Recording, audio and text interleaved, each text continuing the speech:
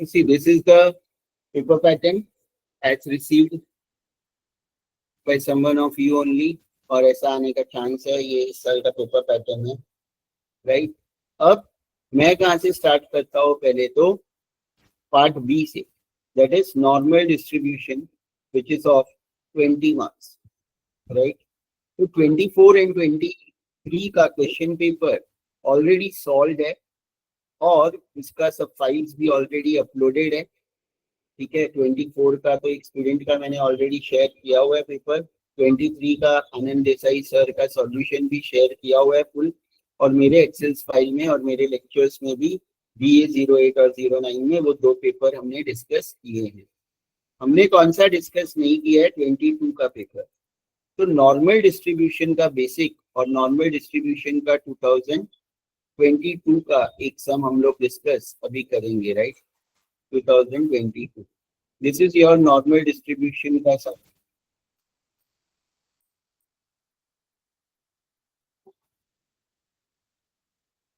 तो first of all जिसको अभी नॉर्मल डिस्ट्रीब्यूशन बिल्कुल भी नहीं भी आता है, देखो मैंने ना सोनम और जेरिस तुम लोगों को होस्ट बनाया है, तो कैन यू एडमिट क्या, या किसी और को बनाऊं? तुम लोगों को भी आ रहा है request? Okay sir. So just you admit na anyone, because otherwise I will have to switch the screen again and again.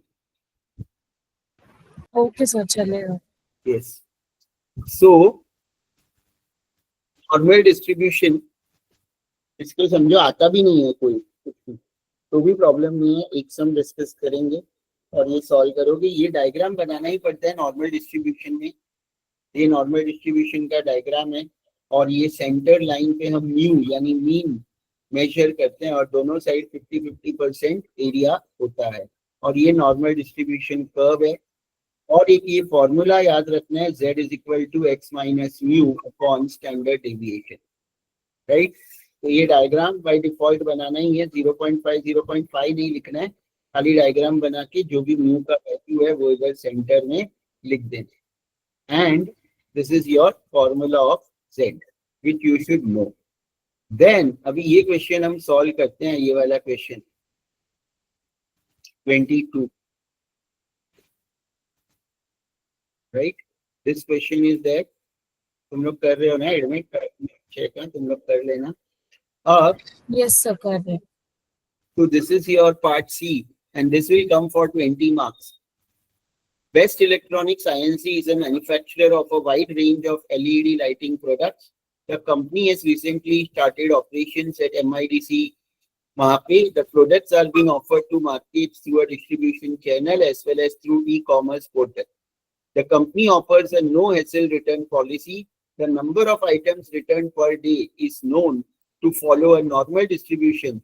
The average number of customers return is 10 per day with a standard deviation of 2.25 per day. देखो average दिया है तो तुम्हें question में दो चीज दी रहेगी, एक तो एवरेज जिसको हम म्यू बोलेंगे और एक स्टैंडर्ड डेविएशन। वो दो क्वेश्चन में दिया रहेगा जो तुम्हें सबसे पहले आइडेंटिफाई करना है, राइट। और उसके बाद तुम्हें ऐसे 5 या 6 चीज का प्रोबेबिलिटी पूछेंगे। मोस्टली 5 पूछ सकते हैं 20 मार्क्स के लिए, 6 भी पूछ सकते हैं, 3 4 3 3 3 4 लाइक दिस, और दे माइट आस्क यू 4 और 5। सबका डायग्राम भी हमें बनाना है, right. So this is the new file where I will solve it. So here first mu यानी कि mean, which you should know कि how much it is 10 and standard deviation is, तो सबसे पहले हमें ये दो ही लिखना है।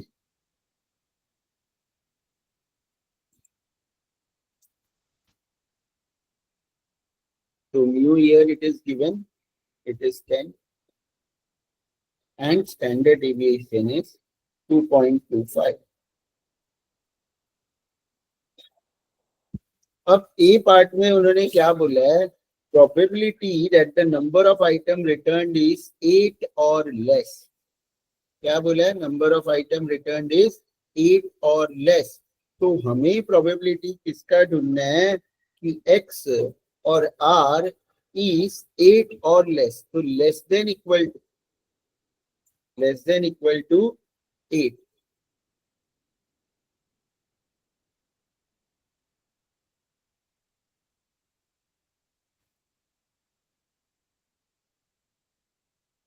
Less than equal to 8। इसका हमें प्रोबेबिलिटी ढूंढना है, राइट?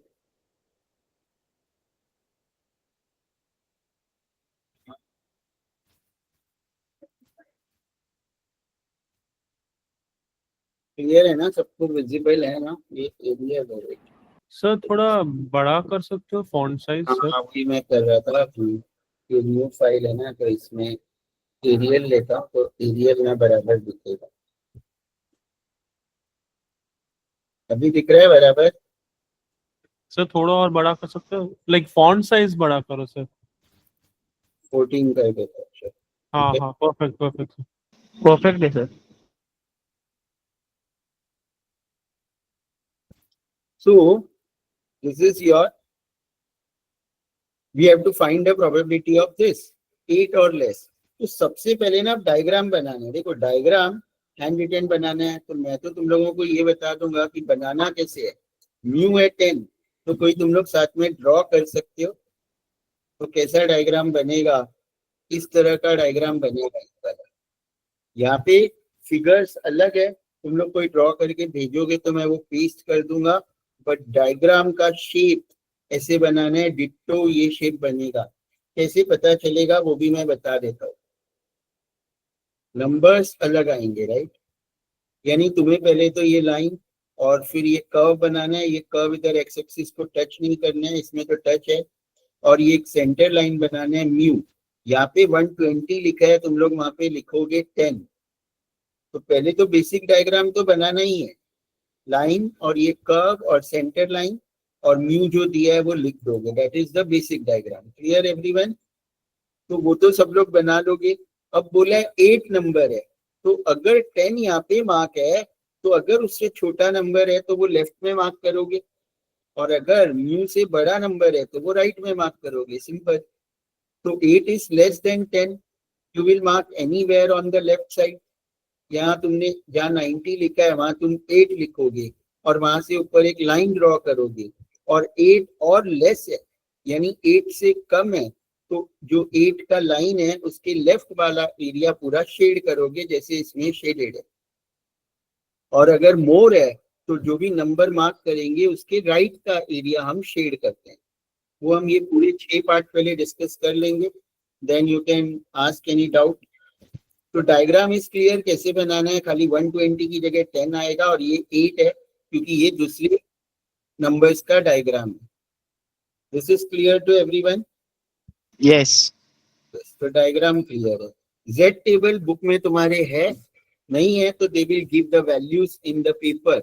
24 में कोई बोल रहा था नहीं दिया, ऐसा पॉसिबल नहीं है, राइट? 24 का ये पेपर है और इसमें पूरा पेपर है नहीं, तो Z table might be there. कोई पेज नंबर देख के लिख देना बुक में है कि नहीं है, don't know, but Z table calculate नहीं करना पड़ेगा, तुम लोगों को वो वैल्यूज देंगे। सेट टेबल नहीं है। नहीं है तो they will give the values, right? Okay. So don't worry about it, Z values they will give. अब क्या करना है, सबसे पहले जेड का जो फॉर्मूला है वही तुम्हें यूज करना है हर बार। हमारा ये जेड का फॉर्मूला है, right? You will use the formula of Z, that is this.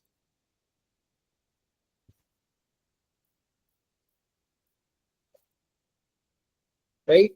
तो अब तुम लोग अगर ये वैल्यू खाली सब्स्टिट्यूट करनी है, तो अब सब्स्टिट्यूट करोगे तो क्या आएगा? x यानी क्या, जिसका प्रोबेबिलिटी पूछा है, that is 8, mu is 10, so 8 minus 10 is in the numerator, divide by standard deviation 2.25, so that is minus 2 divide by 2.25, तो कितना आएगा ये? कोई कैलकुलेट करके बता दो। 2 divide by 2.25, 0.89। हाँ तो 0.889 है, लेकिन z का वैल्यू 2 ही डेसिमल तक तुम्हें लेना है, तो answer will B minus 0.89, minus 0.89। ये हमारा z वैल्यू आ गया।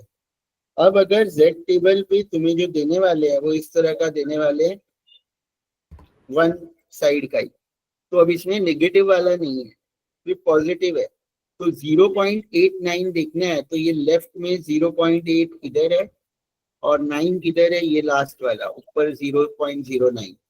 तो 0.89 मतलब ये 0.8 का ये वाला वैल्यू जो 0.09 में है, तो 0.8 यहाँ है, फर्स्ट डेसिमल यहाँ देखोगे, सेकेंड डेसिमल ऊपर देखोगे, नेगेटिव है कि पॉजिटिव है, ये वाला ही है, तो 0.3133, 0.3133, this is your value as per Z table, right. और इसको मैं AUTC बोलता हूँ। AUTC means area under the curve.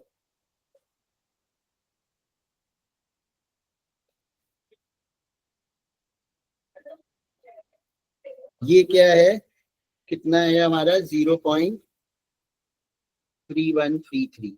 ये कहाँ से मिला हमें, फ्रॉम Z टेबल से मिला। क्लियर है यहाँ तक।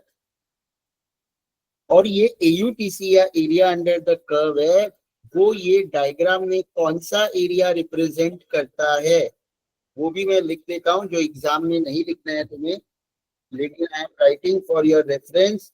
AUT represents the area from mu यानी average, that is mean, till x value. X value in this question, that is 8. In this question it is 8. इसका मैं कलर चेंज करता हूँ क्योंकि ये तुम्हें लिखना नहीं है, ये तुम्हारे समझने के लिए है। तो यानी यहाँ तुमने 10 लिखा है और 90 पे 8 लिखा है, तो म्यू से लेके 8 तक का जो एरिया है, यानी ये unshielded area of the left side, this is your 0.3133, this is your 0.3133। और तुम्हारा प्रोबेबिलिटी क्या हो जाएगा, अभी probability will be 0.5 minus AUTC। कब ये 0.5 माइनस AUTC करना है, जब भी एक्सट्रीम लेफ्ट वाला एरिया शेडेड है या एक्सट्रीम राइट वाला एरिया शेडेड है, then you have to always from 0.5 subtract AUTC, then you will get your answer. तो 0.5 में से 0.3133 subtract करेंगे तो that is 0.1867, right? 0.1867, this is your answer of first part. और लॉजिक क्या है, जिसको लॉजिक समझ रहा है कि हमें ये शेडेड एरिया फाइंड करना है कि ये शेडेड एरिया कितना है, और हमें ये पता है कि ये जो पूरा एरिया है, ये shaded and unshielded of the left side, ये पूरा 0.5 होता है। 0.5 में से अनशेडेड 0.3133 है, तो शेडेड कितना होगा, 0.5 में से 0.3133 माइनस करेंगे तो that is your this shaded area. और अगर ये लॉजिक किसको नहीं समझता है तो क्या याद रखना है, जो भी मैं अभी स्टेटमेंट बोल रहा हूँ और हर टाइप के डायग्राम का मैं स्टेटमेंट रिपीट कर दूंगा कि एक्सट्रीम लेफ्ट में शेडेड है पूरा एरिया या एक्सट्रीम राइट में शेडेड है एरिया, तो always your final answer will B 0.5 minus AUTC. Yes, any doubt in this? Yes, there is. Sir, I just want to know why it is this 0.8 is on the extreme side, sir. पहले तो ये diagram तो बनाया है ना तुमने। हाँ sir, diagram बनाया, बट 0.8 इतना एक्सट्रीम में क्यों है? 0.8 नहीं 8, सॉरी इट इज 8, नॉट 0.8। यहाँ मैंने 0 भी लिख दिया, 10 था ना और क्वेश्चन में था कि 8। हाँ ओके, 8 भी रहे सर, तो इतना एक्सट्रीम में क्यों है? मतलब एक्सट्रीम का मतलब क्या बोल रहे हो कि यहाँ क्यों नहीं मार्क किया है, इतना क्यों मार्क, यस सर, वो बोल रहे हो? तो वो मैंने पहले ही बोल दिया कि डिस्टेंस डजंट मैटर हियर। अच्छा, डिस्टेंस नहीं मैटर, लेकिन तुम्हारा डाउट ये है कि शेडेड लेफ्ट में क्यों किया, वो डाउट है क्या? नहीं लेफ्ट में क्यों किया वो नहीं, वो ठीक है, वो Why it is distance extreme? Matter नहीं करता है। अगर 10 सेंटर में है तो 8 तुम्हें जितना दूर या पास मार्क करना है वो तुम्हारे ऊपर है, आंसर में उससे कुछ भी फर्क नहीं आएगा। तो सर जब भी like lesser than the number of mu we have to always in the end minus with 0.5. Yes sir. Area अगर ऐसा है, shaded area is on the extreme left और एक्सट्रीम राइट, हाँ then final answer will be always 0.5. That I know sir, but ये 8 क्यों आया इसमें extreme में? मेरे को वही पूछना है सर, इतना एक्सट्रीम में क्यों है सर, वो मैं अरे पूछ वही मैं बोल रहा हूँ, तुम यहाँ लोगे तो भी चलेगा, तुम 8 यहाँ पे ले लो, अच्छा तो ओके. फर्क नहीं पड़ेगा। यहाँ ले लो, तुम्हें म्यू के बाजू में लेना है, लेकिन एरिया तो लेफ्ट वाला ही शेड करोगे ना। राइट. एक्सट्रीम का मतलब मैं ये नहीं बोल रहा हूँ कि एकदम कॉर्नर वाला। अगर अच्छा. कोई भी एक डिस्टेंस से पूरा लेफ्ट का एरिया शेडेड है, या एक लाइन है और पूरा राइट का एरिया शेडेड है, तो final answer will always be 0.5 minus AUTC। Okay okay. Extreme का मतलब मैं ये नहीं बोल रहा हूँ कि एकदम कॉर्नर में है।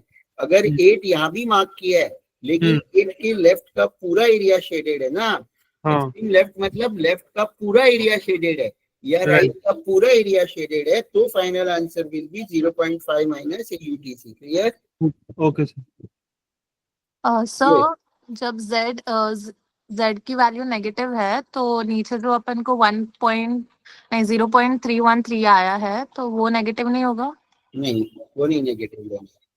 तो पॉजिटिव होता अगर z, तो भी वैसा ही नंबर आता? Yes yes yes okay. Yes. Khushboo, any doubt? Sir वो शेडेड एरिया लेफ्ट में हो या राइट में हो, हमें 0.5 से ही डिडक्ट करना है। नहीं, वो इससे पता चलेगा, लेस है ना, 8 और लेस, हम्म, तो 8.8 से कम वैल्यू कहाँ होगा? ये एक्स एक्सिस है, तो एक्स एक्सिस में ये 10 है, ये 8 है, तो 8 से कम तो उसके लेफ्ट में ही होगा ना। तो सर 0.5 से ही होगा वो। 0.5 इसलिए क्योंकि ये लेफ्ट का एरिया 0.5 है टोटल।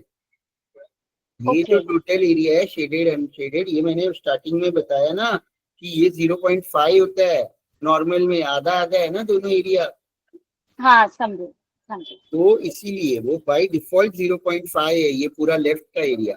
अनशेडेड उसमें से 0.3133 है, तो शेडेड कितना होगा? That is our answer. Okay.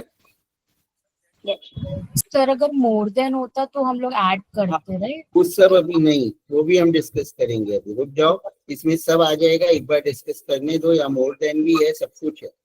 मैं जो कॉन्सेप्ट बोल रहा हूँ, तुम लोग देखो, अपना लॉजिक मत लगाओ। अगर इसमें फुल मार्क्स लाना है तो मैं वापस बोल रहा हूँ कि जो भी मैं स्टेटमेंट बोल रहा हूँ वो तुम लोग लिख लोगे, वापस मुझसे मत पूछना ये पूरा सम होने के बाद। ऑलरेडी ये सब प्रीवियस लेक्चर्स में मैंने बता दिया है, लेकिन जो मैं स्टेटमेंट बोल रहा हूँ, जिसको लॉजिक नहीं समझ रहा है और वो स्टेटमेंट नोटबुक में लिख के लेके जाओगे और फॉलो करोगे, तो रॉन्ग होने का चांस 0.000001 है। मैंने ए पार्ट के लिए एक स्टेटमेंट बोला कि लेफ्ट का पूरा एरिया शेडेड है या राइट का पूरा एरिया शेडेड है, तो फाइनल आंसर 0.5 माइनस AUTC है। अब के लिए सिर्फ एक कॉन्सेप्ट लिख लो और इतना ही ध्यान रखो। आगे मोर में, बिटवीन में क्या करना है, ये सब मैं अभी बताने वाला हूँ। यस नीरज? यस नीरज, बोलो नीरज, एनी डाउट? क्लियर? तो अब ये आ गया, the probability that the number of items return is between 9 and 11। सब आएगा इसमें 6 पार्ट में, और उसके अलावा जो भी पॉसिबल है वो भी मैं डिस्कस करने वाला। तो तुम लोग अभी एक बार ये सम होने दो, तो तुम लोगों को क्लियर हो जाएगा। बट जो स्टेटमेंट ए पार्ट के लिए बोला वो तुम लोग लिख लो और उसको लिख के लेके जाना। Again I am saying, wrong होने का चांस 0। बिटवीन है तो जो भी फर्स्ट नंबर है हम वो पहले लिखेंगे, उसके बाद हम ये साइन डालेंगे। ऐसे लिखना है। बिटवीन है तो कैसे लिखना है? जो मैंने लिखा, x बीच में लिखेंगे और less than equal to sign ऐसे दोनों साइड डालेंगे। लेफ्ट में एक नंबर जो दिया है बिटवीन 9 and 11 है, तो 9 और 11 हमने लिखा। जो भी दो नंबर दिए रहेंगे तो बिटवीन के लिए मतलब हमें ये फाइंड करना है, ये फाइंड करना है। अब ये फाइंड करना है तो पहले तो इसका डायग्राम कैसे बनेगा वो मैं बता देता हूँ कि सेम डायग्राम बनाओगे। यहाँ पे तो 10 लिख दोगे तुम लोग 10, और इसका कोई डायग्राम बनाया है तो भेज देना। मैं वो डायग्राम पेस्ट भी कर दूंगा, नहीं तो बाद में कोई देखेगा तो 120 90 सोचेगा कहाँ से आया है, 2 लेक्चर सुनेगा तो समझ जाएगा। ठीक है, I am just explaining the shape, number are wrong. तो अब मैं वो शेप जो बनेगा, क्योंकि 10 यहाँ पे है, 9 कहाँ पे आएगा, तुम लोग भी अगर जज करोगे तो लेफ्ट में आएगा, कितनी दूर वो तुम्हारे ऊपर है, और 11 राइट में आएगा, यानी 11 will be on the right of mu, 9 will be on the left of mu, right. तो डायग्राम कैसे बनेगा, ये सारे डायग्राम ऑलरेडी इसमें है। तो अब ये वाला डायग्राम है, इस तरह का डायग्राम बनेगा, डिस्टेंस मैटर नहीं करता है। तुम लोग वो 9 कहाँ मार्क करते हो वो तुम लोगों के ऊपर है, राइट। खाली मैं एक पार्ट ले लेता हूँ, ये जो राइट वाला डायग्राम, राइट वाला है वो बनेगा वैसे, तो तुम लोग बना सकते हो। वो न्यू 10 लिखोगे, लेफ्ट का जो भी पॉइंट है, डिस्टेंस जितना भी तुम ले रहे हो उसको 9, और राइट का पॉइंट है उसको तुम 11 लिखोगे।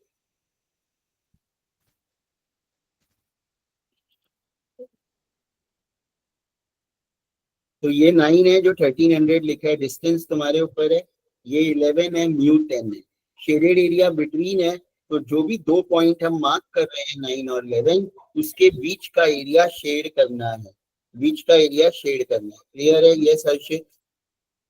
सर हर क्वेश्चन के लिए नया डायग्राम बनेगा? यस, हर पार्ट के लिए नया डायग्राम बनाना है। 20 मार्क्स का समय फटाफट हो जाएगा, ये तो ये मैं सिखा रहा हूँ इसलिए स्लो हो रहा है। अब तुम्हें क्या करना है, ये करना है 9 और 11 दोनों का z वैल्यू निकालना है। तो 9 माइनस 10 डिवाइड बाई 2.25। अब मैं इसका डायरेक्ट आंसर लिख दूंगा, तो 1/2.25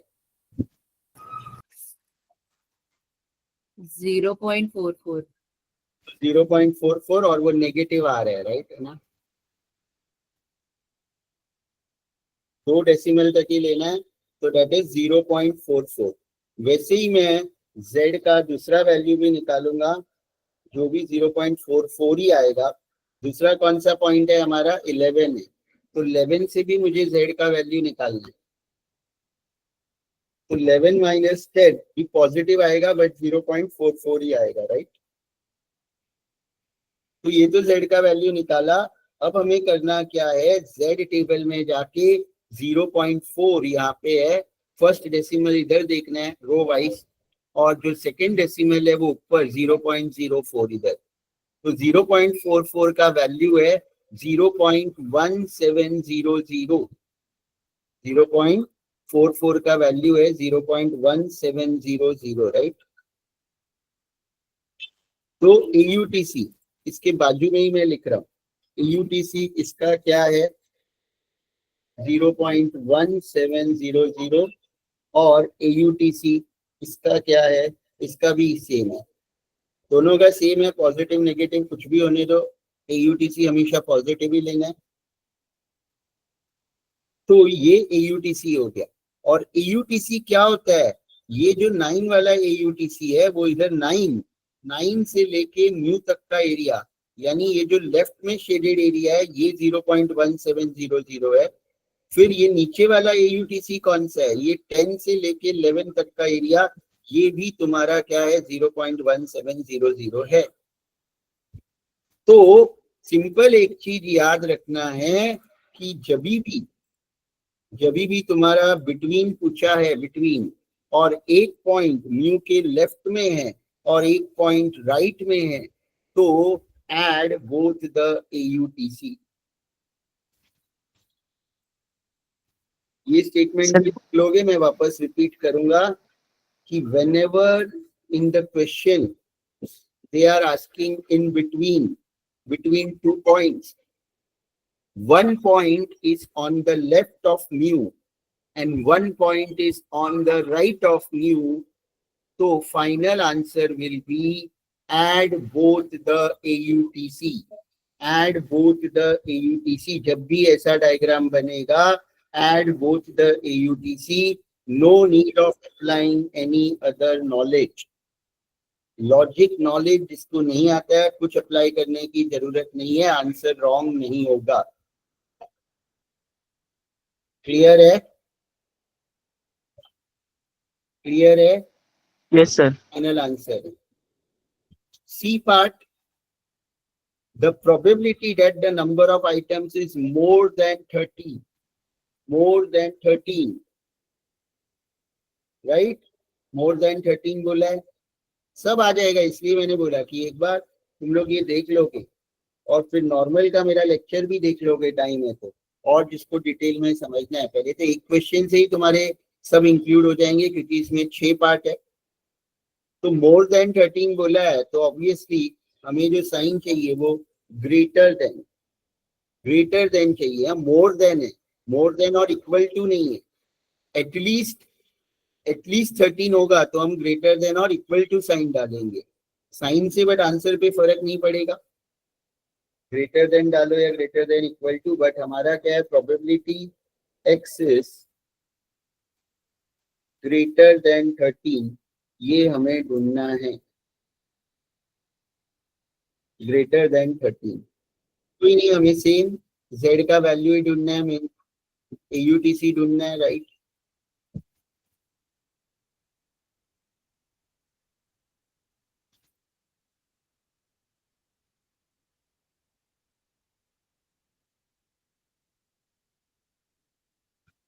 सी पार्ट का तो 13 माइनस 10 अपॉन 2.25, जिसका भी प्रोबेबिलिटी पूछा है वो तुम्हारा x है, ये हमारा वही आएगा 0.89 पॉजिटिव, और 0.89 का हमें AUTC पता ही है 0.3133, जो हमने ए पार्ट में निकाला था,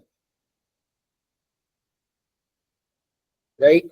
अब इसका डायग्राम कैसे बनेगा, पहले तो 10 सेंटर में मार्क कर लोगे।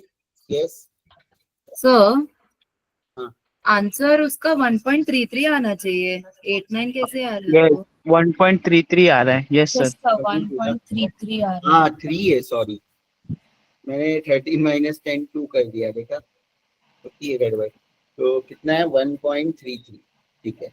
और 1.33 का z वैल्यू हम लोग ले लेंगे यहाँ से, 1.3 यहाँ पे है और 3 यहाँ पे है। तो the z value of 1.33 is 0.4082, तो 0.4082। देखो डायग्राम बनाना सबको समझ रहा है ना, कि नहीं समझ रहा है किसी को? ये तो पूरा Yes, बेसिक sir. डायग्राम है कि म्यू पे 10 ले लिया, ये बना दिया, ये तो बना लो। फिर खाली जिसका प्रोबेबिलिटी पूछा है 13, तो 10 अगर यहाँ पे है तो 13 राइट में आएगा कि लेफ्ट में, ये तो सबको आता है ना। Right में। राइट में आएगा। राइट में आएगा। और मोर देन पूछा है तो ये वाला डायग्राम बनेगा, यहाँ 10 लिखोगे, यहाँ 13, और 13 से राइट, क्योंकि मोर है तो उसके राइट वाला एरिया शेड करोगे तो ऐसा वाला डायग्राम बनेगा, ऐसा वाला, राइट? क्लियर है? ये भी ऐसा वाला डायग्राम बनेगा। ये मैं वहां पे पेस्ट कर देता हूँ, नंबर्स बस अलग है, शेप के लिए मैं पेस्ट कर रहा हूँ, ठीक है ना? नंबर्स समझ रहा है तुम लोग। तो यहाँ 10 लिखोगे, यहाँ 13 लिखोगे, मोर देन है इसलिए राइट वाला। और मैंने ए पार्ट में ही बोल दिया, जब भी पूरा शेडेड एरिया एकदम लेफ्ट का है या एकदम राइट का है तो फाइनल आंसर क्या होता है? -0.57। ये 0.5 माइनस AUTC, ये मैंने पहले ही बता दिया, तो ये भी तुम लोगों को याद रखोगे तो बहुत हेल्प करेगा ये कॉन्सेप्ट। ये मैं इसलिए बोल रहा हूँ क्योंकि बहुत स्टूडेंट्स को लॉजिक से रॉन्ग कर देते हैं एग्जाम, ठीक है ना? वैसे तो इसको सीखना है तो लॉजिकल है ये, बट इसके लिए अभी टाइम नहीं है ना लॉजिकल के लिए, तो कल एग्जाम है। तो मैं खाली एकदम इजी बताने की कोशिश कर रहा हूँ कि कल के पेपर में तुम लोग स्कोर कर सको। जिसको ये सब लॉजिक सीखना है वो तो एग्जाम के बाद सीख लेना। तब अभी सिर्फ तुम लोगों का एम क्या होना चाहिए कि बस जो मैं बोल रहा हूँ वो फॉलो करो, ताकि तुम लोग मैक्सिमम मार्क्स स्कोर कर सको। एम should be scoring the maximum marks, not understanding the topic in deep. अब अंडरस्टैंडिंग का टाइम नहीं है एग्जाम के एक दिन पहले, राइट? अंडरस्टैंडिंग के लिए पहले के लेक्चर्स अटेंड करके या सुन के समझना चाहिए, इसलिए मैं खाली लॉजिक नहीं बता रहा हूँ। क्लियर है सबको? Yes. तो ये कितना आएगा 0.5 माइनस 0.4082 0.0918 राइट है क्या? हाँ सर, Yes, राइट sir. है। ठीक है, Yes, sir. तो ये हमारा सर एक बार रिपीट करो ना, क्या रिपीट करूं? ये कैसे आया? कौन सा ये मीन्स क्या? ये 0.0918। 0.5 माइनस 0.4082। Okay sir. जब भी तो shaded 0.5 area कहाँ ये, से आया? हाँ 0.5 कहाँ से आया? 0.5 डिफॉल्ट। ये राइट का पूरा एरिया 0.5 होता है ना, और लेफ्ट का भी पूरा 0.5 होता है, राइट? तो जब भी ये शेडेड एरिया ऐसा है कि एकदम राइट में है या एकदम लेफ्ट में है, तो फाइनल आंसर हमेशा 0.5 में से AUTC यानी जो Z टेबल से मिला उसको माइनस करना है। तो कंपलसरी 0.5 माइनस करना पड़ेगा हर एक सब पार्ट के लिए? सब पार्ट के लिए नहीं, शेडेड एरिया एकदम राइट में है या एकदम लेफ्ट में है। तुम लेट ज्वाइन हुए क्या? हाँ सर। हाँ, तो इसीलिए टाइम पे भी नहीं ज्वाइन होते हो तुम लोग। सर हाँ बोलो जी। हाँ सर, मैं क्या बोल रहा हूँ कि हमारी मैम ने बताया कि राइट में अगर होता है तो प्लस करना है सर। क्या बोल रहे हो? नहीं, नहीं बोला ऐसा। लाइक देखो, ऐड करना होता है, लाइक नहीं ये बोला ऐसा, अगर वो नहीं पूरा बोला है। लेंगे ना तो उसको ऐड करते हैं, नहीं तो ऐड नहीं करते हैं। कॉर्नर्स में देखो रहेंगे तो माइनस कोई भी, मेरी बात सुनो, सब लोग कंफ्यूज मत हो, एक दूसरे को भी मत करो। जो भी मैं ये बता रहा हूँ ये एकदम करेक्ट बता रहा हूँ, और ऐसे सॉल्व करो कि अगर रॉन्ग दिया, कोई फैकल्टी रॉन्ग देगा ही नहीं, 100% मैं गारंटी बोल रहा हूँ। कोई भी कॉन्सेप्ट इसके अलावा तुम्हें पता है एंड यू आर कॉन्फिडेंट कि वो राइट है तो वो फॉलो करो। लेकिन जिसको नहीं आता है, जिसको नहीं पता है, अगेन आई एम रिपीटिंग, जो स्टेटमेंट में बोल रहा हूँ, नॉर्मल में ये डिस्ट्रीब्यूशन, ये स्टेटमेंट से ये कोई फैकल्टी सिखाएगी भी नहीं IBS में, क्योंकि ये लॉजिकल नहीं है। एंड मैं एकदम सिंपल वे में बताने की कोशिश कर रहा हूँ, उसको सिर्फ फॉलो करना है। फॉलो इट, फुल मार्क्स नहीं मिला तो मुझे तुम लोग पकड़ लेना, मैं इधर ही हूँ। जो मांगोगे वो मिलेगा। अगर ये मेथड फॉलो किया तो रिकॉर्डिंग तो अवेलेबल ही रहेगी कि मैंने क्या बोला है रिकॉर्डिंग में, ठीक है ना? And I am saying it in the live, recording will also be there. Okay clear sir, everyone? Okay sir, okay sir. Full score करना है तो सिर्फ ये फॉलो करो जिसको नॉर्मल में फुल स्कोर करना है। ठीक है sir, okay sir. And don't worry, आएगा full marks, I am guaranteeing you. Yes, any other doubt? Sir AUTC वो होता है ना, वो शेडेड रीजन होता है कि अनशेडेड रीजन होता है? शेड AUTC जो होता है, इसलिए मैंने यहाँ पे स्टार्टिंग में ही लिख दिया कि ये तुम लोगों को पहले AUTC का मीनिंग पता होना चाहिए। क्या लिखा है? AUTC represent the area from mean till x value. इसका मतलब म्यू से लेके जो भी पॉइंट हमने z वैल्यू जो पॉइंट को लिया है 13 को लिया है, तो 10 से लेके 13 तक का, तो ये यहाँ पे वो अनशेडेड एरिया है। तो ऐसे नहीं बोल सकते कि AUTC शेडेड है कि अनशेडेड है। यहाँ वो अनशेडेड है लेकिन यहाँ पे वो शेडेड हो जाएगा।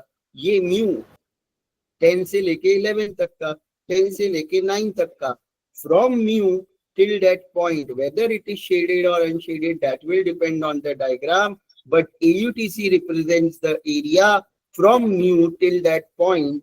ये कॉन्सेप्ट याद रखना है, इसको लॉजिक लगाना है तो।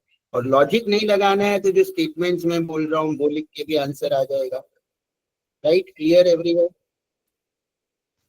फॉलो इट, आएगा अच्छा मार्क्स। फॉलो करोगे, थोड़ा सा मेहनत करोगे, जो बोल रहा हूँ लिख लोगे, याद करोगे, नॉर्मल डिस्ट्रीब्यूशन में फुल मार्क्स लाना बहुत इजी है।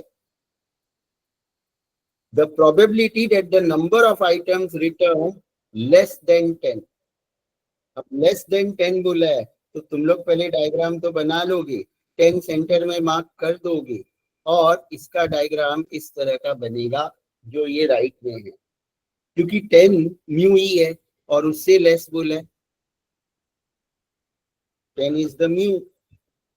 तो म्यू तो तुमने सेंटर में मार्क किया, तो डायग्राम ये बनेगा राइट तुम्हारा। Left less than 10, this is only 10, less है तो 10 के लेफ्ट का पूरा एरिया शेडेड हो जाएगा। तो अगर देखो वैसे तो ये म्यू है तो मैंने एक लॉजिक बताया और भी, बट अगर नहीं भी समझता है तो हम इसको z मेथड से जो हम फॉलो कर रहे हैं उससे ही सॉल्व करते हैं कि x इज लेस देन 10, इसका हमें प्रोबेबिलिटी ढूंढना है। अब मैं पहले z वैल्यू ही निकाल लेता हूँ। चलो क्या आएगा z value, can anyone tell me? 10 minus 10 upon 2.25, तो 0 upon 2.25, that means your z value will be 0. 0 numerator में है, 0 divided by any number is 0 and any number divided by 0 is infinity, right? Infinite. So 0 divided by 2.25 will be 0. Right? Clear everyone? Yes, sir. Clear? अब मतलब मैं तो ये बोल देता हूँ कि अगर लेस देन म्यू आ रहा है तो उसका प्रोबेबिलिटी 0.5 होता है, बट वो भी किसी को याद नहीं रहेगा। तो जो हम नॉर्मल मेथड करते हैं कि हम z वैल्यू निकालते हैं, z 0 आएगा, हम z टेबल में जाएंगे, 0 का वैल्यू क्या है? 0.00000, 0 है 0 का z टेबल वैल्यू भी, तो हम यहाँ पे लिख देंगे, चलो AUTC इज इक्वल टू 0.0000।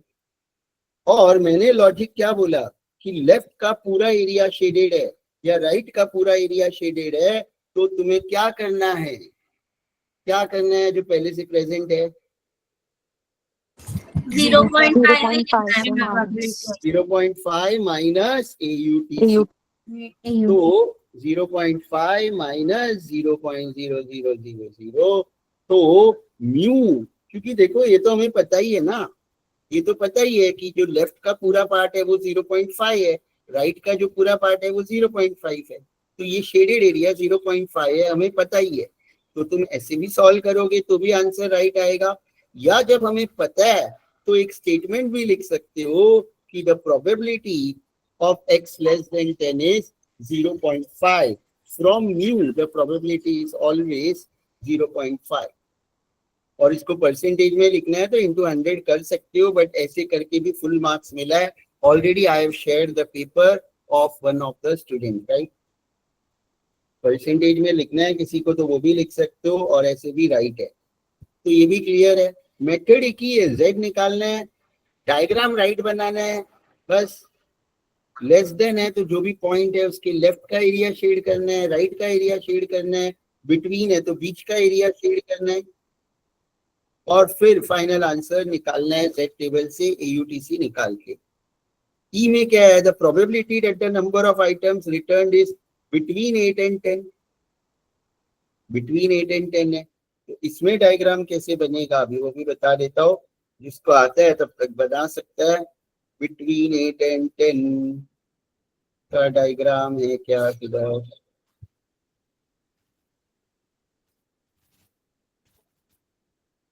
ये क्या है? Between 1 point and mu, 1 point and mu का डायग्राम तो मुझे मिल नहीं रहा है, तो कोई बना के भेज देगा तो अच्छा है। मैं पेस्ट कर दूंगा यहाँ पे, तो मुझे नहीं मिल रहा है, ठीक है, बट मैं बता देता हूँ। कैन एनीवन सेंड शिका या और कौन है? सोनम, जरीस, एनीवन एल्स आल्सो, ठीक है। तो देखो डायग्राम कैसे बनेगा कि ये तुमने 10 तो मार्क कर दिया सेंटर में, अब 8 कहाँ पे मार्क होगा? लेफ्ट में किधर भी मार्क करोगे 8, और 8 से एक लाइन ड्रॉ करोगे, और 8 और 10 के बीच का एरिया शेड करोगे, और वो डायग्राम मुझे भेज दो। 8 और 10 के बीच का एरिया शेड करना, और जब भी बिटवीन आएगा लिखना कैसे है मैंने बोला? ऐड करना है। 8 नहीं, वो ठीक है, वो तो मैंने बोला जब कुछ नहीं करना इसमें। इसमें यहाँ बताता हूँ, वो मैंने बोला ऐड कब करना है बोथ AUTC को? जब एक पॉइंट म्यू के लेफ्ट में है, एक पॉइंट म्यू के राइट में है, और बिटवीन है तो। अब यहाँ पे तो डायग्राम किसी ने बनाया तो भेजो, तो देखो समझेगा तब। मैंने भेजा सर। भेजा, ठीक है, तो तब तक मैं कैलकुलेट करता हूँ। 8 एंड 10 का तो हमने ऑलरेडी कैलकुलेट किया था, बट फिर भी हम वापस कर लेते हैं। तो दैट इज योर माइनस कितना था ये 0.89 और इसका AUTC था 0.313 राइट। अब देखो डायग्राम में बताता हूँ तो तुम्हें समझ जाएगा। ये नहीं है, ये किसका है? कहाँ पे? क्या नीचे है क्या? हाँ राइट, ये वाला। आपको भेजा पर्सनल में। अच्छा, पर्सनल में भी भेजा है। और ये भी राइट है वैसे, ये भी राइट है, ठीक है ना? तो समझ गए ना देखो डायग्राम कैसे बनाना है। 8 and 10, बट मैं पेस्ट कर देता हूँ एक डाउनलोड करके। नीट एंड क्लीन जरूरी नहीं है डायग्राम, बट एग्जाम में थोड़ा नीट बनाना। ये तो ठीक है, अभी तो चलेगा। तो ये तुम्हारा डायग्राम है, ठीक है ना? ये मैं वहाँ पेस्ट भी कर देता हूँ।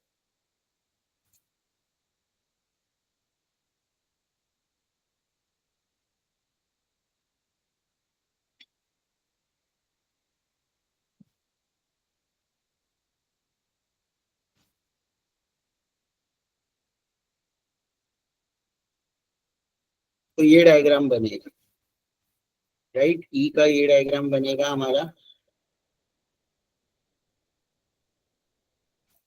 तो 8 and 10, अब यहाँ पे ऐसा नहीं है कि एक एरिया म्यू के राइट में और एक एरिया लेफ्ट में है। अगर जैसे ये डायग्राम में था, देखो लेफ्ट में भी था राइट में भी था, तो हम 2 AUTC था तो दोनों को ऐड करते हैं। बिटवीन है और एक ही AUTC है, इन बिटवीन पूछा है और हमारे पास एक ही AUTC है, तो सिंपल है कि जो AUTC है वही तुम्हारा फाइनल आंसर हो जाता है। जब भी बिटवीन में म्यू आ गया, 8 and 10 या 10 and 12 या 10 and 13 बोलते वो लोग, एक म्यू है और एक दूसरा नंबर है और बिटवीन पूछा है, तो your final answer is always AUTC itself. तो ये अलग अलग स्टेटमेंट लिख लो जो मैं बोल रहा हूँ, सारे जो पॉसिबल है। रिपीट कर सकते हो? जब भी ये बिटवीन पूछा है, between, whenever they are asking the probability of between, and between में 1 point से लेके म्यू तक, from 1 point till म्यू और from mu to 1 point, mu से 1 point तक या 1 point से लेके म्यू तक का बिटवीन पूछा है, मतलब म्यू आ गया और बिटवीन पूछा है, तो जो AUTC होगा वही तुम्हारा फाइनल आंसर होगा। ऐसे बस 7 स्टेटमेंट बनेंगे टोटल, जहां तक मुझे याद है, या मैक्सिमम 8। ये 7 स्टेटमेंट टेक्स्ट बुक में लिख के लेके जाओ एक पेज पे, डायग्राम राइट बनाओ, फिर ये कॉन्सेप्ट अप्लाई करो और कुछ तुम्हें समझने की जरूरत नहीं है। तो ये क्लियर है क्यों हमने एक ही AUTC है ना, तो यहाँ ऐड क्या करेंगे? ऐड तो हम तब करते हैं जब 2 AUTC है, बिटवीन में 2 AUTC, क्योंकि दोनों पॉइंट अलग अलग था। इसमें एक पॉइंट म्यू है और एक पॉइंट अलग है और बिटवीन पूछा है, तो AUTC तुम्हारा आंसर हो जाएगा। क्लियर है ये भी? और मैं सारे कॉम्बिनेशन बता दूंगा जो इस सब में नहीं आए हैं वो भी, ठीक है? तो तुम लोगों को डरने की बात ही नहीं है। और ये एक पार्ट तुम्हारा रिवर्स वाला आएगा, जिसमें तुम्हें परसेंटेज दिया होगा और तुम्हें क्या करना है,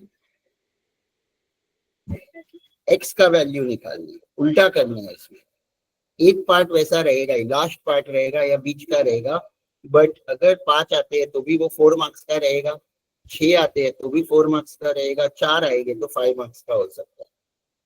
तो ये रिवर्स में क्या करेंगे, जिसमें परसेंटेज दिया है और नंबर ऑफ आइटम्स यानी एक्स हमें फाइंड करना है, राइट? तो सिंपल है यहाँ पे। तो सबसे पहले तो हम डायग्राम बनाएंगे। अब ये जो डायग्राम है ना, पहले तो नॉर्मल बना लो, यहाँ पे 10 लिख दो। ये जो 10 है मतलब ये 50% है, ये 0%। अगर हम एक्स एक्सिस को परसेंटेज मार्क करें तो ये 0% है और ये एकदम राइट वाला पॉइंट 100% है और ये म्यू 50% होता है, राइट? यहाँ पे दिया क्या है, the number of items return corresponding the highest 20%, highest 20। तो सिंपल है, हाईएस्ट का मतलब वो 20% राइट में आएगा कि लेफ्ट में आएगा, ये खाली तुम्हें समझना है। हाईएस्ट है राइट तो में वो आएगा। राइट में आएगा, हाईएस्ट है तो राइट में, लोएस्ट होता ऐसे कुछ स्टेटमेंट होता कि जिससे कम तो वो लेफ्ट में आता है। तो इसका डायग्राम भी ऑलरेडी बनाया हुआ है, ये वाला ऐसे बनेगा। यहाँ तो तुम 10 लिख दोगे, हाईएस्ट 20 है तो यहाँ 20% लिखोगे, this 20 is not the value of x, this is percent. Diagram इसका ऐसा बनेगा, खाली जहाँ 110 लिखा है वहां पे तुम्हें 10 लिखना है, परसेंटेज तो सेम ही है, राइट। सर सॉरी, लेकिन आप फिर से वो डायग्राम एक्सप्लेन कर सकते हो, मुझे समझा नहीं।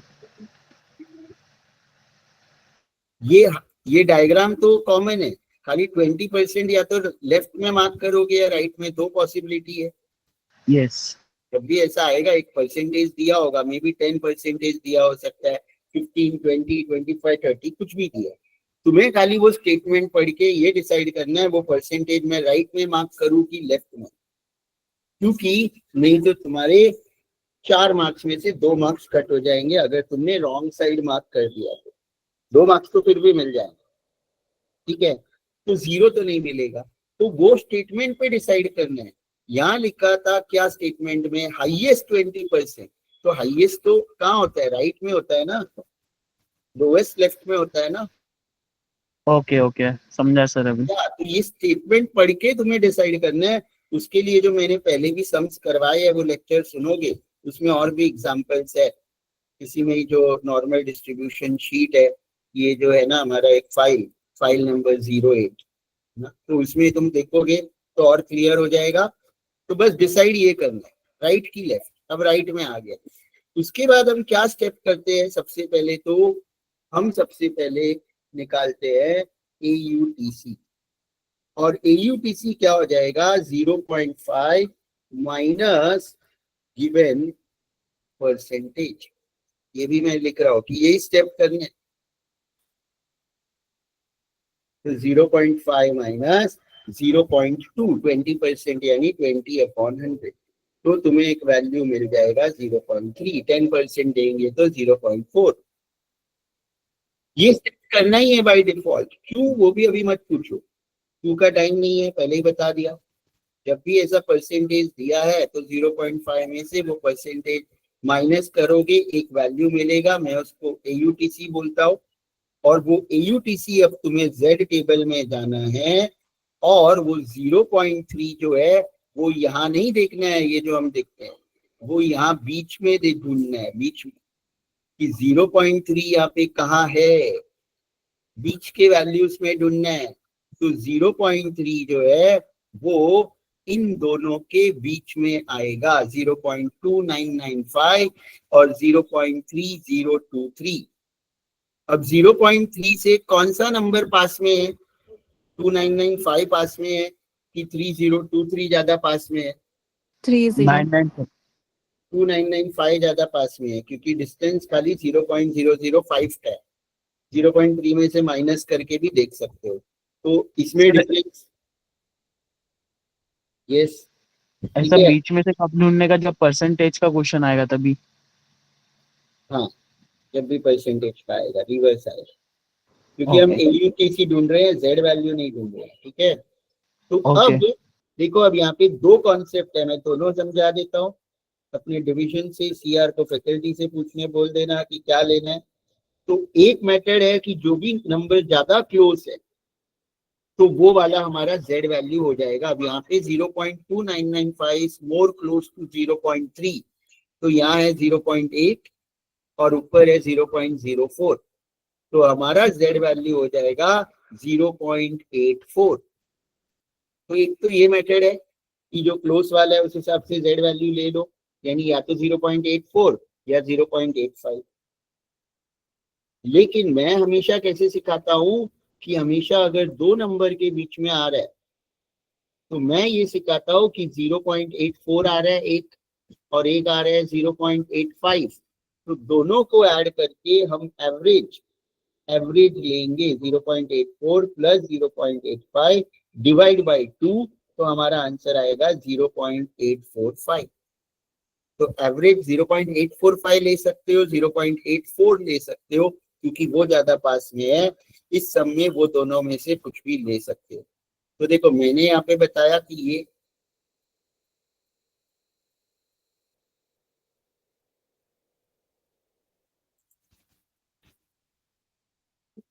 जीरो पॉइंट 2995 का 0.84 है, 3023 का 85 है, टू वैल्यू क्लोज है 0.8485। तो मैं एवरेज लेता हूँ, तुम लोग 0.84 भी ले सकते हो।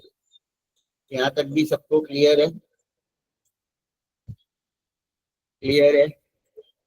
अब देखो एक और इम्पोर्टेंट इसमें जो कॉन्सेप्ट है वो क्या है पता है? वो ये है कि ये z वैल्यू, ये एरिया तुम्हारा राइट में मार्क है, तो z वैल्यू हमें पॉजिटिव लिया है। लेकिन ये एरिया अगर यहाँ मार्क होता, 20% लेफ्ट में मार्क होता, तो z का जो भी वैल्यू है जब ये फॉर्मूला में डालोगे तो नेगेटिव लेना है, और वो मैंने यहाँ पे लिखा और भी। Sir Yes. आपने म्यू 110 क्यों लिया? 100 है ना, 10 है ना? नहीं किधर बोल रहे? हाँ ये तो मैं अभी सॉल्व करूंगा, ये तो दूसरे क्वेश्चन का है ना, अच्छा ये ओके मैं सिर्फ पेस्ट किया अभी, ओके। ये तो मैं अभी सॉल्व करता हूँ, ठीक है। एक्स का वैल्यू इज 11.89। हाँ एक सेकेंड, तो ये मैं पहले राइट वैल्यूज लिख देता हूँ, 10 और ये हमारा 2.25, तो कितना आ रहा है एक्स का वैल्यू? 11.89। 89। हाँ तो मैंने क्या बोला, z का वैल्यू नेगेटिव कब लेना है? जब ये परसेंटेज अगर ये मार्क किया है हमने लेफ्ट में, ठीक है ना। जैसे कि मेरे फाइल में तुम लोग देखोगे ये 08 में, तो ऐसा एक क्वेश्चन हमारा था जिसमें लेफ्ट में मार्क था,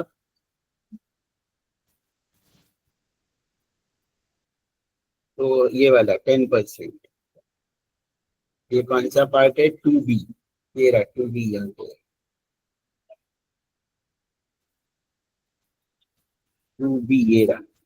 तो देखो यहाँ मैंने लिखा है as it is on left of mean z will be negative। ये स्टेटमेंट याद रखना है, ये भी कहीं लिख लो कि अगर राइट में है तो z का वैल्यू जब ये सॉल्व करोगे तो पॉजिटिव लेना है, नहीं तो z का वैल्यू नेगेटिव लेना है, क्योंकि नेगेटिव और पॉजिटिव में ही आंसर चेंज हो जाएगा और तुम्हारे 2 मार्क्स कट हो जाएंगे। तो ये भी क्लियर है ना, जब परसेंटेज लेफ्ट में मार्क किया है, लोएस्ट है, ऐसा कुछ है, तो z का जो भी वैल्यू आएगा वो नेगेटिव, राइट में है पॉजिटिव। क्लियर है? यस योगिता। सर आपने बोला था 0.5 जो माइनस करना है स्टार्ट में, तो हाईएस्ट मतलब परसेंटेज राइट में जा रहा है तो माइनस करना है, और लेफ्ट में जा रहा है तो भी हमेशा। माइनस ही करना है ना? तो भी माइनस ही करना है। ठीक है थैंक यू। सर तो ये आ गया हेलो क्या? यस। सर, हमने ये जो अभी नेगेटिव वाला देखा है उसमें ऐसा हाँ। नहीं है ना कि एकदम जेड टेबल जो एक नेगेटिव जेड टेबल भी है, तो उसमें से वैल्यू नहीं लेना है, करेक्ट? नहीं वो नेगेटिव में से नहीं लेना है, बट तुम्हें अभी कौन सा देंगे? मेरे हिसाब से यही वाला देंगे, राइट? ठीक है ना। सर एक डाउट था एक्चुअली, मैं जब भी वो AUCET का वैल्यू कैलकुलेट करी थी ना, वो जो -0.89, वो मैंने कैलकुलेटर पे किया। हम लोग को सर ने जेड वैल्यू कैलकुलेटर पे भी निकालने बोल रहे हैं, तो वो अलग आ रहा है। तो मैं, आप क्या सजेस्ट करते हो कि मैं एग्जाम में जेड टेबल से देखूं कि कैलकुलेटर पे ये करूं? जेड टेबल से ही देखना करेक्ट है। तुम्हारा ओके जो वैल्यू आ रहा है ना, तुम्हारा क्या आ रहा होगा मैं बता रहा हूँ। अभी जैसे 89 है, तो जो सर ने तुम्हें कैलकुलेटर से सिखाया है, हाँ तुम्हारा 0.89 ये था, राइट? हाँ। तो तुम्हारा वैल्यू क्या आ रहा है? 3133 आ रहा होगा। नहीं नहीं, वो नहीं आ रहा। मैंने जेड टेबल पे देखा तब वो वैल्यू आ रहा है, पर मैंने जब भी किया ना इस पे कैलसी पे, तब अलग वैल्यू आ रहा है। ठीक है, तो क्या आ रहा है तुम्हारा? वही तो पूछ रहा हूँ कि हाँ तुम्हारा 0.1867 आ रहा होगा। हाँ, 0.18673 आ रहा है। तो जब हम कैलकुलेटर पे निकालेंगे तो डायरेक्ट फाइनल आंसर आता है हमें, ओके, डायरेक्ट फाइनल आंसर, क्योंकि हमारे सर ने वैसे सिखाया नहीं था, मतलब उन्होंने ये आप जो स्टेप सिखा रहे हैं ना, वो ना किसी भी डिवीजन में सिखाया भी नहीं होगा। आई डोंट नो कितने डिवीजन में सिखाया है, और वो तो मेरे को भी नहीं आता है कैसे कैलकुलेट करते हैं, वो मेरे को ओके, आता है। और क्योंकि हमें जो स्टेप सिखाया है ना, वो जेड वैल्यू मिलता है हमें, उससे 1 माइनस करके डायरेक्ट वो वैल्यू आ रहा है। आपने जो भी किया ना, वो जो निकाला आपने, वो तो नहीं आ रहा था ऐसे। ठीक है, तो वो सिखाया होगा तो वो 1 में से करना पड़ेगा, वो अलग ही मेथड है, वो मेरे को भी नहीं आता है। If you are comfortable with that method तो हाँ, फॉलो। क्योंकि मैं कॉलेज में वही सीखा है, तो इसलिए मैं अभी कंफ्यूज हो गई। तो वो मेथड करेक्ट है ना, मतलब गलत तो नहीं है ना? गलत तो नहीं, आंसर तो राइट ही आएगा। ठीक है, फाइनल हाँ, आंसर चेक करो, डिफरेंस नहीं आएगा। ठीक है ना। ओके। अब और कौन सी पॉसिबिलिटी है, ये सम तो हो गया। शेप्स में और कौन सी पॉसिबिलिटी है वो मैं यहाँ पे ऑलरेडी एक बार बता चुका हूँ, तो वो तो अभी बता दिया। एक ऐसा हो सकता है, ऐसा व्हेन ये वाला जो 1B है, ऐसा अगर डायग्राम होगा जब लेफ्ट या राइट एक साइड पूरा शेडेड है और दूसरा साइड का कुछ पार्ट शेडेड है, one full side is shaded and other some part is shaded, then the final answer will be 0.5 plus AUTC. ये भी एक स्टेटमेंट लिख लो, जो जो लिख रहे हैं अभी तक जितने बोले उसके अलावा।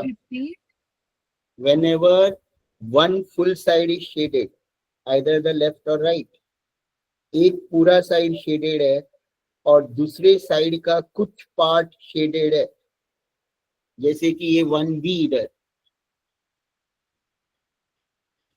तो इसमें लेफ्ट वाला पूरा शेडेड है, राइट का कुछ पार्ट है। उल्टा भी हो सकता है कि राइट वाला पूरा शेडेड है और लेफ्ट का कुछ पार्ट। तो final answer will B 0.5 plus AUTC।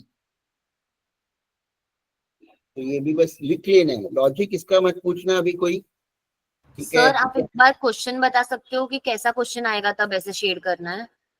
देखो क्वेश्चन क्या है, ये म्यू है और इन लोग ने बोला है लेस देन 1900। अब 1900 म्यू के राइट में मार्क होगा, म्यू के राइट का और उसका लेस देन पूछा है, तब ऐसा होगा। राइट, म्यू Okay, इज 1500 ना, और म्यू के राइट का पॉइंट है और लेस देन दैट पॉइंट बोला है, तब ऐसा होगा। राइट, हाँ। Okay sir. और 1500 से कम देंगे, समझो 1300, और बोलेंगे कि मोर देन 1300, तो क्या होगा, लेफ्ट का कुछ पार्ट शेडेड होगा और राइट का पूरा होगा। तो वो तो तुम्हें ना, ये एरिया कब ऐसा बनेगा वो याद रखने की जरूरत ही नहीं है, क्योंकि जब तुम न्यू मार्क कर दिया है, अगर पॉइंट लेस देन 1900 है तो 1900 तो तुम 1500 के राइट में ही मार्क करोगे, और लेस है तो 1900 के लेफ्ट का पूरा एरिया शेड करोगे। राइट, तो डायग्राम अपने आप बन जाएगा। अब ये भी हमने डिस्कस कर लिया। एक और जो है वो क्या है, ये वाला कहाँ गया, ये वाला बिटवीन पूछा है। देखो हमने दो बिटवीन ऑलरेडी डिस्कस किए। एक बिटवीन था कि एक पॉइंट लेफ्ट में एक पॉइंट राइट में है, तो हम दोनों AUTC ऐड करते हैं। और एक हमने बोला कि एक पॉइंट से लेके म्यू तक का बिटवीन पूछा है, तो AUTC ही फाइनल आंसर होता है। अब बिटवीन पूछा है and both the points are on the left side और on the right side. Between बोला है और दोनों पॉइंट या तो लेफ्ट में है म्यू के, या दोनों पॉइंट म्यू के राइट में है, तो हमारा final answer will be higher AUTC minus lower AUTC। यहाँ पे जो डायग्राम है 6C, दोनों पॉइंट लेफ्ट में है, So can you repeat? Hello. Right में है। Higher AUTC minus lower AUTC when both the points between पूछा है and both the points are either on the left of mu or right of mu। Clear है, clear है ये भी सबको? बस देखो ये सारे डायग्राम्स है और तो कुछ मुझे याद नहीं आ रहा है शेप डायग्राम का। कोई मिलेगा तो ग्रुप में पूछ लेना, मैं वो बता दूंगा। कुछ 6-7 स्टेटमेंट लिखे होंगे, जिसने भी लिखे होंगे वो ग्रुप में भेज भी सकता है, ठीक है ना? तो सबको पता भी रहेगा और मेरे पास भी रहेगा, कोई पूछता है तो। क्लियर है? नॉर्मल डिस्ट्रीब्यूशन में किसी को कोई भी डाउट है, एक सम और बाकी तो लेक्चर्स है, डिटेल में सीखना है तो, बट कोई डाउट है तो पूछ सकते हो। Clear everyone? अब नॉर्मल में बंद कर रहा हूं, दूसरा अब सम पे आ जाते हैं हम लोग। अब दूसरा एक जो देखो इम्पोर्टेंट है, जो पार्ट बी में आएगा ना, वो क्या है वो देख लेते हैं पहले। तो पार्ट बी में कंटिंजेंसी प्रोबेबिलिटी और बेस थियरम। पहले हम part B right sir yes. आप 2022 सॉल्व कर रहे तो क्वेश्चन नंबर 11 नहीं सॉल्व करोगे अभी? क्वेश्चन नंबर 11 भी करेंगे। पहले मैं इसका ये कंटिंजेंसी वाला ये वाला करूंगा, फिर क्वेश्चन नंबर 11 करता हूँ, ठीक है? ये वाला बोल रहे हो ना? अच्छा, एक चीज पूछना था, अगर जेड टेबल नहीं दिया है, बुक में है ही नहीं, तो फिर कैसे मिलेगा, क्या करेंगे? जेड टेबल तो देंगे वो लोग, ऐसे कैसे पॉसिबल है नहीं देंगे? बुक में नहीं है ना, दिक्कत बुक ये। में नहीं है, बट वो Sir, लोग they will be giving. Sir, they will be giving the sheet. हाँ अच्छा। देना ही पड़ेगा उनको, क्योंकि हाँ, हाँ। कैलकुलेट करना तो मैंने 5 साल में कभी नहीं सिखाया और अभी तक मुझे आता ही नहीं है। कोई डिवीजन में सिखाया है वो ठीक है, बट देंगे वो, कंफ्यूजन मत हो। नहीं देंगे तो तुम लोग बोल देना हमको नहीं सिखाया, हम लोग कैसे सॉल्व करें, नहीं आता है। Yes Ritika? Sir I just had a question. मुझे बस ये कंफर्म करना था कि बाइनोमियल अगर हम लोग ने कोई वर्ड प्रॉब्लम दिया है तो वो हम ऐसे आइडेंटिफाई करेंगे ना, अगर एटलीस्ट पूछा है या एटमोस्ट पूछा है तो then we have to use binomial. At least अगर पूछा है तो राइट साइड में ही करोगे शेडेड एरिया। नॉर्मल डिस्ट्रीब्यूशन नहीं, आई एम आस्किंग अबाउट कि अगर मुझे आइडेंटिफाई करना है कि इसमें बाइनोमियल डिस्ट्रीब्यूशन यूज करना है। अच्छा वो, हाँ पूछो आगे। हाँ हाँ, तो देन मतलब हम ऐसे आइडेंटिफाई कर सकते हैं वो क्वेश्चन, जैसे कि अगर बोला रहेगा कि find the probability that at least 1 card is used और at most 5 is used, then we have to use binomial distribution, right? नहीं, तुम ऐसे बोल रहे हो कि नॉर्मल और बाइनोमियल में कैसे हम डिफरेंस करेंगे, ये अगर डाउट है। इन जनरल बाइनोमियल नहीं, वो जरूरी नहीं है। बाइनोमियल के लिए क्लियरली वो लोग देंगे ना क्वेश्चन में कि बाइनोमियल यूज करना है, राइट? ऐसा नहीं है नॉर्मल में तो। हाँ ऐसे मेंशन नहीं करते क्लियरली, नॉर्मल में वो हो जाता है मेंशन कि इसमें नॉर्मल यूज करना है। तो तुम लोगों But को ये binomial- टेंशन ही नहीं है देखो, क्योंकि प्रोबेबिलिटी में और कोई तुम्हें कोई भी टॉपिक में प्रोबेबिलिटी पूछने नहीं वाले हैं। ये तो वो टेबल वाला है जो तुम्हें पता चल जाएगा, इसमें तो टेबल दिया रहेगा। 6 क्वेश्चन नॉर्मल का भी पता चल जाएगा, और कोई तुम्हें प्रोबेबिलिटी का आने ही नहीं वाला है।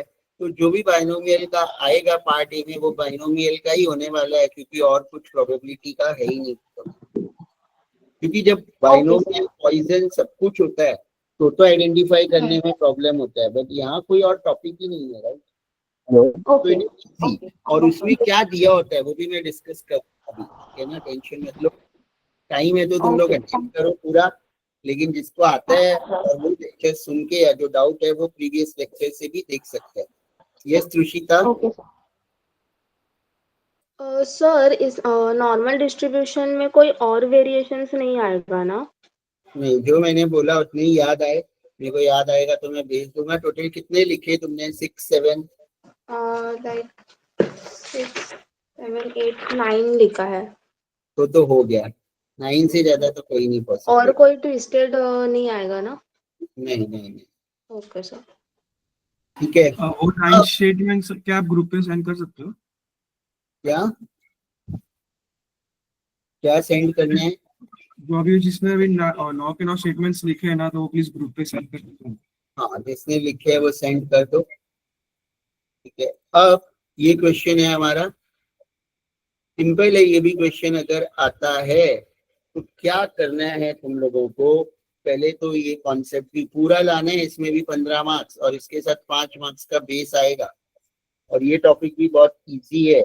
और देखो तुम लोगों का लास्ट पेपर है, एक रात जाग लो अगर फुल स्कोर करना है, क्योंकि जो भी तुम लोग अगर देख लोगे, जो टॉपिक नहीं समझ रहा है, क्योंकि इसके ज्यादा लेक्चर्स है ही नहीं, पहले ही मैंने बोल दिए, बहुत कम लेक्चर्स है, 7 लेक्चर भी देख लोगे फॉरवर्ड कर करके, एक एक सम भी वापस जो प्रीवियस लेक्चर्स है बेसिक, तो भी और क्लियर हो जाएगा जिसको कोई टॉपिक में डाउट है। टाइम नहीं है तो बस आज का लेक्चर देख के भी जाओगे तो भी 70 तो मिनिमम आ ही जाएगा। अब ये क्या होता है मार्जिनल जॉइंट, और ये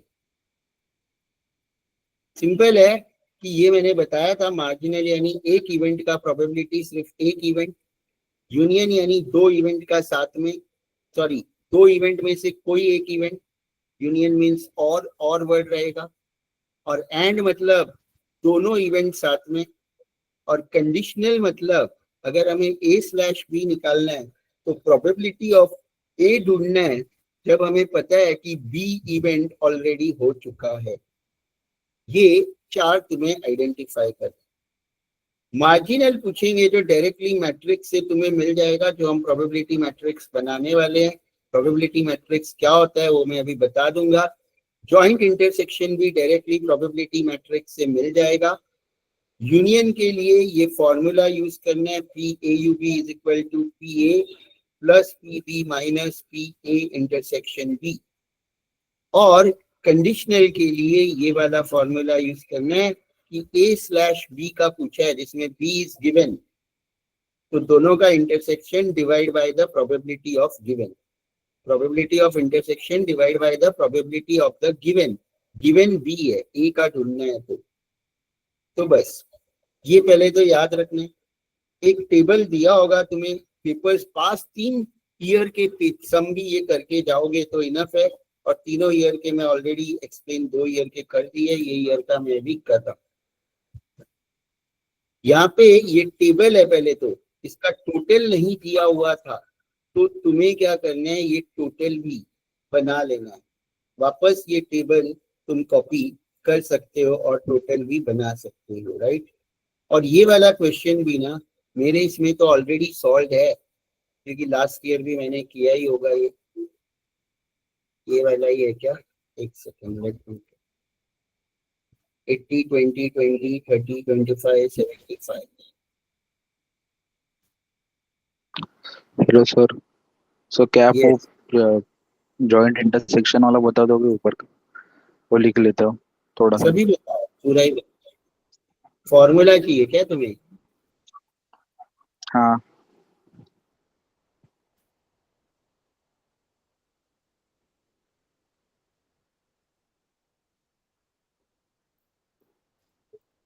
बट खाली ये वाला लिखना है फॉर्मूला, ये और ये वाला बस।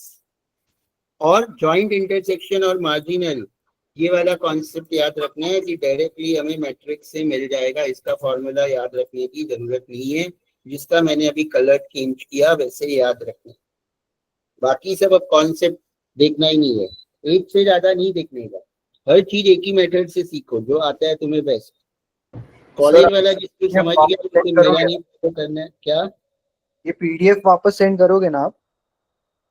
हाँ, जो अभी मैं कर रहा हूँ जिसमें सॉल्व, वो तो न्यू PDF ही है, और ये ऑलरेडी ड्राइव का लिंक भी मैंने भेजा है, वहां से डाउनलोड कर लो, जो 08 फाइल है। और एक अलग ही मैं फाइल बना रहा हूँ आज, जो सॉल्व कर रहा हूँ वो मैं लेक्चर के बाद सेंड करूंगा। Okay sir. अब इसमें सिंपल है कि ये जो मैंने मार्क किया ये याद रखना है, राइट। और ये तो अलग ही फाइल है, BA 1 अगस्त 25 मैंने नाम दिया है, इसमें 22 का हम पेपर सॉल्व कर रहे हैं अभी, क्योंकि वो हमने सॉल्व नहीं किया था। तो ये देखो क्वेश्चन में दिया था गिवन टेबल, ये वाइट सब क्वेश्चन में दिया था, मैंने खाली टोटल निकाला रो वाइज और कॉलम वाइज। तो ये तो तुम लोग भी निकाल लोगे इतना तो ये तो सबको क्लियर है आई गेस, ये तो मैंने खाली निकाला, इसमें तो किसी को डाउट Sir, नहीं है। what is this type of sum called? This type of sum, ये जो है तुम्हारा कंटिंजेंसी प्रोबेबिलिटी, Okay. जो प्रोबेबली लास्ट क्वेश्चन आएगा विद बेस, अगर ये पेपर पैटर्न आया तो।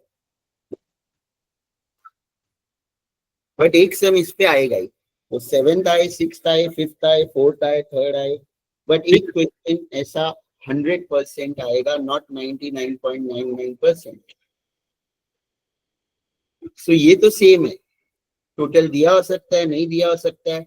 इसके बाद तुम्हें सेम टेबल वापस बनाना है, प्रोबेबिलिटी मैट्रिक्स, लेकिन ये नंबर नहीं लिखने हैं, नंबर नहीं लिखने हैं, इसको तुम ब्लैंक कर दो, ब्लैंक।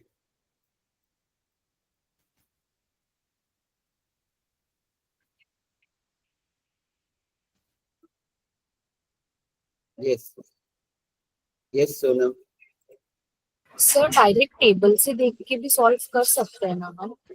कर सकते हो, डायरेक्ट इससे भी देख के सॉल्व कर सकते हो, ठीक है, और ये बना के भी सॉल्व कर सकते हो, ठीक है। अब करना क्या है, ये प्रोबेबिलिटी मैट्रिक्स कैसे बनेगा, ये सारे नंबर्स को, जो भी ये ग्रैंड टोटल है जो येलो में मार्क है 250, उससे डिवाइड करना है। अप टू 2 डेसिमल या अप टू 3 डेसिमल तुम लोगे तो तुम्हें ये सब वैल्यू मिल जाएंगे। मैंने 2 डेसिमल प्लेसेस तक लिया। 80 divide by 250 0.32, 30 divide by 250 110 divide by 250, तो ये हमारा प्रोबेबिलिटी मैट्रिक्स बन गया। राइट, क्लियर है सबको? अब करना क्या है, तो सर टोटल के साथ हमेशा डिवाइड करना है ना नंबर? Yes yes yes.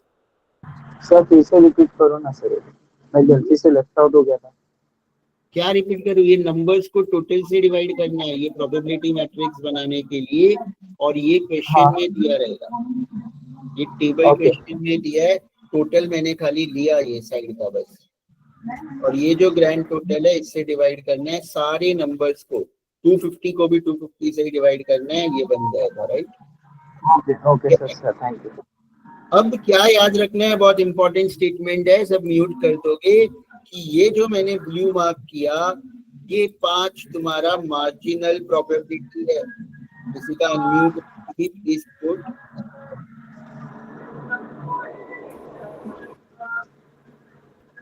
तो ये जो है प्लीज म्यूट, ठीक है। अभी देखो ये जो है ना ब्लू, ये मार्जिनल है, मार्जिनल प्रोबेबिलिटी। ये किसका है, इसके ऊपर क्या है, अमेजॉन। तो सिर्फ अमेजॉन वर्ड आया तुम्हारे स्टेटमेंट में, तो यानी ये 0.44 आंसर है। प्रोबेबिलिटी ऑफ सिर्फ हॉटस्टार वर्ड आया तो 0.18, सिर्फ नेटफ्लिक्स आया तो 0.38, सिर्फ मेल वर्ड आया तो 0.48, सिर्फ फीमेल आया तो 0.52। ये ब्लू वाला मार्जिनल प्रोबेबिलिटी है, जो मैंने बोला डायरेक्ट हमें प्रोबेबिलिटी मैट्रिक्स से मिल जाएगा।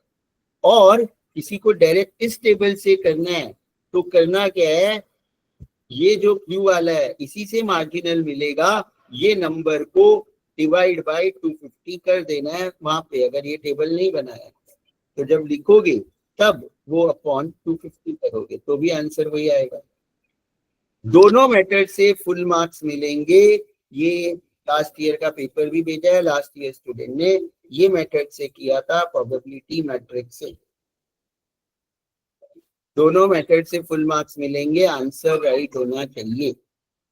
तुम ये 110/250 इधर लिखते वक्त करो या उसको पहले से करके रखो, दोनों मेथड राइट है। Clear everyone? तो ये तो हमारा हो गया मार्जिनल। अब ये जो बीच के होते हैं, बीच के, ये हमारे इंटरसेक्शन है, इंटरसेक्शन। This 6 are intersection. अगर, और मार्जिनल टोटल कितना होगा, कितने नंबर ऑफ रोज और कॉलम है, 3 कॉलम है 2 रो है तो 5 मार्जिनल है। इंटरसेक्शन कितना होगा, number of rows into number of columns, number of row 2 है, नंबर ऑफ कॉलम 3 है तो 2 इंटू 3, तो देयर आर 6 इंटरसेक्शंस। और यूनियन और अगर कंडीशनल बोला है तो you have to apply the formula. ये 0.3 किसका है, अमेजॉन और मेल वर्ड आ गया तो ये इंटरसेक्शन है, और एंड वर्ड आ गया। बस अब समझ गए कि ये सब इंटरसेक्शन है, ये सब मार्जिनल है। अब क्वेश्चन में जाके देखना है कि पूछा क्या है। बहुत सिंपल है, कुछ और ज्यादा लॉजिक नहीं लगाना है। प्रोबेबिलिटी पूछा है, वर्ड देखने हैं, वर्ड। ये 5 वर्ड है, Amazon, Hotstar, Netflix, male, female. एक वर्ड है कि 2 वर्ड है इसमें से, एक वर्ड है तो वो तो मार्जिनली होगा। जैसे फर्स्ट में क्या पूछा है, प्रीफर्स वॉचिंग नेटफ्लिक्स, सिर्फ नेटफ्लिक्स वर्ड है तो क्या आंसर होगा, किसी को समझा? Only Netflix. 0.38 यस, ये मार्जिनल है। तो लिखना भी कैसे है, लिखना भी कैसे है? अगर मैंने तो उसको शॉर्ट फॉर्म दे दिया, अमेजॉन को ए, हॉटस्टार को एच, नेटफ्लिक्स को एन, मेल को एम, फीमेल को एफ। तुम लोग को अगर नाम देना है तो वो नाम दे सकते हो शॉर्ट फॉर्म, नहीं तो तुम्हें पूरा वर्ड लिख सकते हो जब यहाँ पे लिखोगे। तो प्रोबेबिलिटी ऑफ एन यानी नेटफ्लिक्स। तो डायरेक्टली कुछ फॉर्मूला लिखने की जरूरत ही नहीं है, ये लिखोगे फुल मार्क्स मिलेंगे। बस इतना सा ही लिखना है। सर स्टेटमेंट लिखने की जरूरत है? No, okay. Already shown. देखो कुछ तुम लोगों को ज्यादा है ही नहीं। ये देखो एक 224 का लास्ट ईयर का एक स्टूडेंट का पेपर सब अपलोडेड है, कैसे इसने सॉल्व किया है ये मैंने बताया भी था। ये रहा है ना, इसने यहाँ नंबर लिखा है, फिर इसने ये प्रोबेबिलिटी मैट्रिक्स बनाया है, उसके बाद ये देखो डायरेक्ट इसने वो नोटेशन नहीं यूज किया है तो पूरा वर्ड लिखा है। बस full marks. Sir direct probability matrix बनाएंगे तो भी चलेगा ना, वापस वो क्वेश्चन वाला टेबल बनाने की जरूरत नहीं है ना? हाँ हाँ, वो इसलिए बनाया कि टोटल नहीं दिया था ना, तो टोटल हमें चाहिए ना, हाँ ठीक इसलिए बनाया। ठीक है, वो टोटल मैट्रिक्स ये के इसका पेपर है, उसने तो पेपर में ही लिख दिया। ठीक है ना, बट मैंने इसलिए बनाया because total was not given. Directly you can prepare the probability matrix. Sir matrix के वैल्यूज कैसे आए? कौन से वैल्यूज? जो मैट्रिक्स प्रोबेबिलिटी मैट्रिक्स में नीचे 0.32 all numbers divide by the grand total which is 250। सारे नंबर्स को 250 से डिवाइड करना है अप टू 2 और 3 डेसिमल प्लेसेस। यस बोधिमंता। सर एक चीज पूछना था, जो क्वेश्चन पे गिवन दैट दिया हुआ है, ठीक है? आ रहा हूँ। हाँ वो बोलो, हाँ क्या डाउट है? गिवन दैट है तो वो कंडीशनल है। नहीं आई नो दैट। मेरा ये था कि और कोई वर्ड्स ऐसे आ सकते हैं जिससे पता चले कि दैट इज कंडीशनल। मोस्टली तो नहीं आएगा, 99% और कोई वर्ड नहीं आएगा। इस बार दे दे तो बात अलग है। ठीक है, गिवन दिया ही रहेगा राइट, हाँ, वर्ड ये मेंशन रहेगा ही। Yes yes. ओके, तो देखो अब ये दिया है, प्रीफर्स वॉचिंग नेटफ्लिक्स और मेल। दो आ गया, जब दो हेलो नाम सर। आ गया। यस सर वो आपने क्या बोला था, क्या मतलब वो जो 6 थे ना, जो बीच में शेडेड पोर्शन, जो 6 अपने शेडेड पोर्शन है वो इंटरसेक्शन है सर? जो 0.3 हाँ, to ये 0.08 0.8 यस यस, वो इंटरसेक्शन है। ये blue प्रोबेबिलिटी वाला ऑफ margin इंटरसेक्शन, है। राइट? हाँ, और ये किसका इंटरसेक्शन? सो अमेज़न उसको अप्लाई कैसे करेंगे? हाँ सो उसको क्या बोल मतलब रहे हो? अप्लाई कैसे करेंगे अगर हॉटस्टार और तो अभी इसको मुझे अप्लाई कैसे करेंगे क्वेश्चन अगर एक्सप्लेन हॉटस्टार और करने नेटफ्लिक्स दोगे आए तो तो? समझेगा ना। तुम लोग ने मुझे पूरा क्वेश्चन ही सॉल्व नहीं करने दिया। अभी वही तो सॉल्व कर रहे हैं, ये पूरा क्वेश्चन सॉल्व होने दो तो समझ जाएगा। इसमें सारे टाइप आ जाएंगे। ये था ओके सर। मार्जिनल, सिर्फ एक नाम आया, दो नाम आया और एंड वर्ड है तो वो इंटरसेक्शन है। तो यहाँ पे पता चल रहा है ना, नेटफ्लिक्स एंड मेल। क्या पूछा है समझ में आया? अभी जिसने डाउट पूछा तो एंड वर्ड रहेगा और दो नाम है, एक रो और एक कॉलम। तो Netflix and male and word है तो दैट इज इंटरसेक्शन। अब उसको अप्लाई कैसे करेंगे? नेटफ्लिक्स एंड मेल है ना, तो मैंने तो शॉर्ट फॉर्म लिखा है, तुम लोग पूरा वर्ड लिख सकते हो। तो ये नेटफ्लिक्स एंड मेल, और ये भी इंटरसेक्शन भी डायरेक्ट मिल जाएगा। तो नेटफ्लिक्स एंड मेल का इंटरसेक्शन क्या है? ये नेटफ्लिक्स है और ये मेल है, इसका इंटरसेक्शन ये 0.08। तो बस लिखना है इंटरसेक्शन और मार्जिनल, डायरेक्ट लिख देना है, खत्म। फॉर्मूला लिखने की जरूरत नहीं है। और तुम्हें ऐसे ही सब टाइप जो पॉसिबल है वो आएंगे। 4 है वो और एक और आएगा, टोटल 5 आ सकते हैं मैक्सिमम। तो एक मार्जिनल आ गया, एक इंटरसेक्शन आ गया, एक कंडीशनल आएगा, एक यूनियन आएगा। जनरली ऐसे ही देते हैं। क्योंकि दो इंटरसेक्शन देंगे तो मीनिंग नहीं ना, तो इसीलिए तो अपने आप आइडेंटिफाई कर पाओगे। तो ये तो एंड वर्ड है, पता है इंटरसेक्शन है, ये गिवन वर्ड है, पता है ये कंडीशनल है। अब यहाँ पे भी दो नाम है, हॉटस्टार और फीमेल, बट यहाँ एंड नहीं है, एंड होता तो इंटरसेक्शन और होता तो यूनियन, गिवन वर्ड है तो कंडीशनल।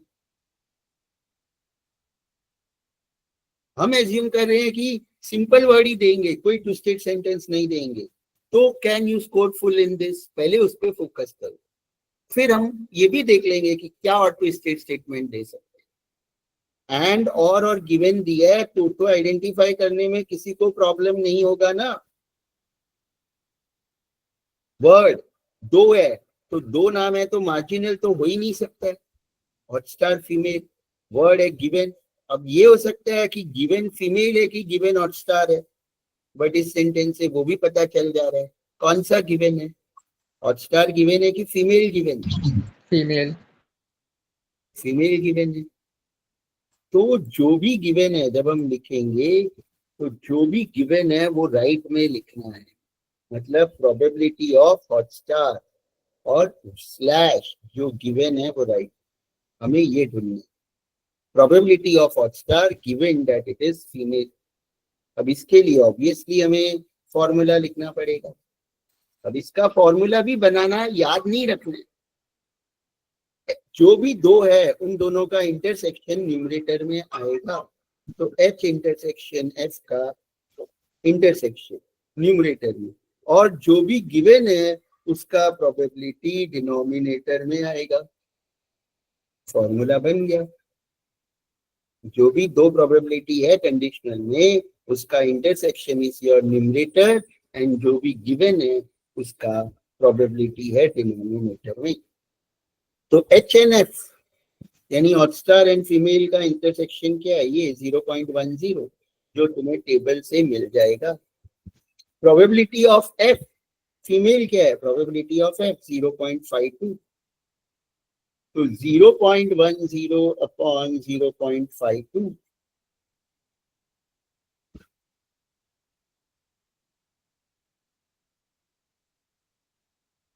आ गया आंसर। क्लियर है ना ये भी सबको, गिवन इंटरसेक्शन। यस अब क्या है, प्रीफर्स वॉचिंग प्राइम और नेटफ्लिक्स, प्राइम और नेटफ्लिक्स दो है और वर्ड है,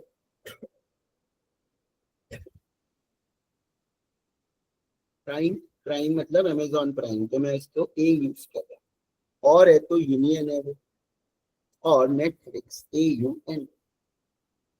जब भी ये पूछेंगे ये लोग तो ये भी फॉर्मूला है, यूनियन पूछा तो उसका फॉर्मूला भी कैसे याद रखते हैं, पहले तो probability of first that is probability of A plus probability of second that is probability of M minus probability of intersection of both.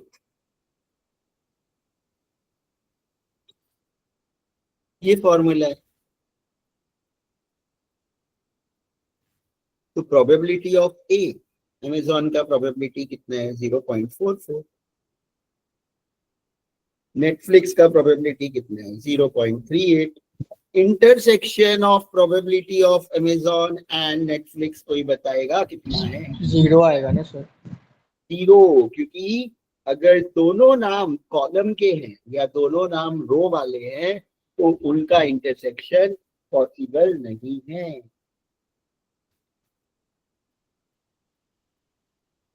Intersection of what, both events are in the column, जैसे prime और Netflix दोनों एक ही column में है ना दोनों नाम, इनका intersection not possible. Male and female, जो मेल है वो फीमेल कैसे होगा, राइट? तो इन दोनों का कोई भी ये तीन में से दो का intersection not possible.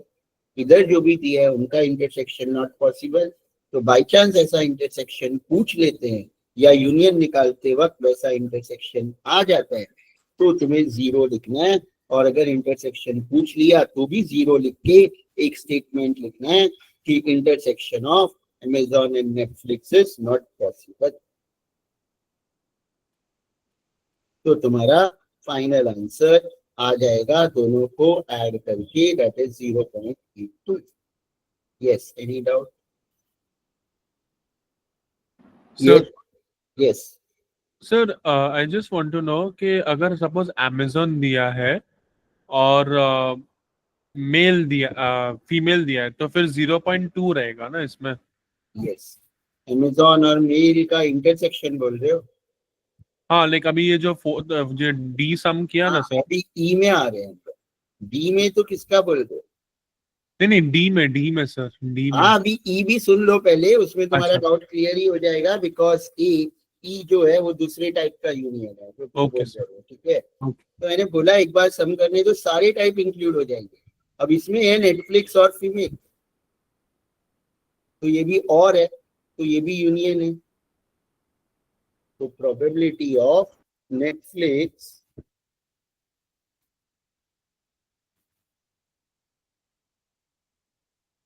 And female, right?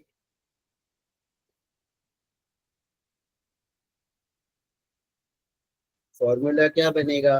जो Zero. फर्स्ट है probability of Netflix plus probability of female minus probability of Netflix and female. अब प्रोबेबिलिटी ऑफ एन यानी नेटफ्लिक्स तो हमारे पास है 0.38, प्रोबेबिलिटी ऑफ फीमेल भी है 0.52 और नेटफ्लिक्स एंड फीमेल का इंटरसेक्शन भी है ना, देयर इज ये 0.30. अच्छा, ओके सर. तो जब एक कॉलम में और एक रो में है उसका इंटरसेक्शन पॉसिबल है, तो your final answer will B 0.60 something. Yes. तो ये 5 टाइप बता दिया, बस 5 टाइप के अलावा कुछ नहीं आएगा इसमें, कुछ और आएगा ही नहीं. Sir yes. सर फीमेल अगर बोलते तब हम लोग को टोटल फीमेल का लेना है ना? हाँ, फीमेल का टोटल बोला ना. मार्जिनल क्या है जो ब्लू में है? फीमेल का मार्जिनल 0.52, मेल का मार्जिनल 0.48, अमेजॉन का 0.44, हॉटस्टार का 0.18 है ना. इतना ही कॉन्सेप्ट है. आज से पहले किसी ने नहीं भी किया है. सिर्फ ये लेक्चर एक सम देख के जाओगे तो भी फुल ला सकते हो. BA is so easy. थोड़ा बस कॉन्सेंट्रेट करना है, जो बोल रहा हूं याद रखना है, लिख लेना है जो याद नहीं रहेगा. बीए पेपर किसी का खराब जा ही नहीं सकता है. गया है तो या तो उसने बिल्कुल पढ़ाई नहीं किया और मेरा लेक्चर देखा ही नहीं है, या उसको कुछ आता ही नहीं है, मतलब समझा ही नहीं. तो एक लेक्चर आज का भी जो देख के जाएगा 70 से कम नहीं आएंगे. लास्ट ईयर के कितने लोगों के रिव्यू है मैं तुम लोगों को भेजूंगा. जिसने बीए की बुक तक नहीं खोली थी, एग्जाम के 4 दिन पहले एडमिशन लिया था, बीए का मेरा एक लेक्चर एग्जाम के पहले वाला दिन अटेंड किया और उसको 75 मार्क्स आए थे.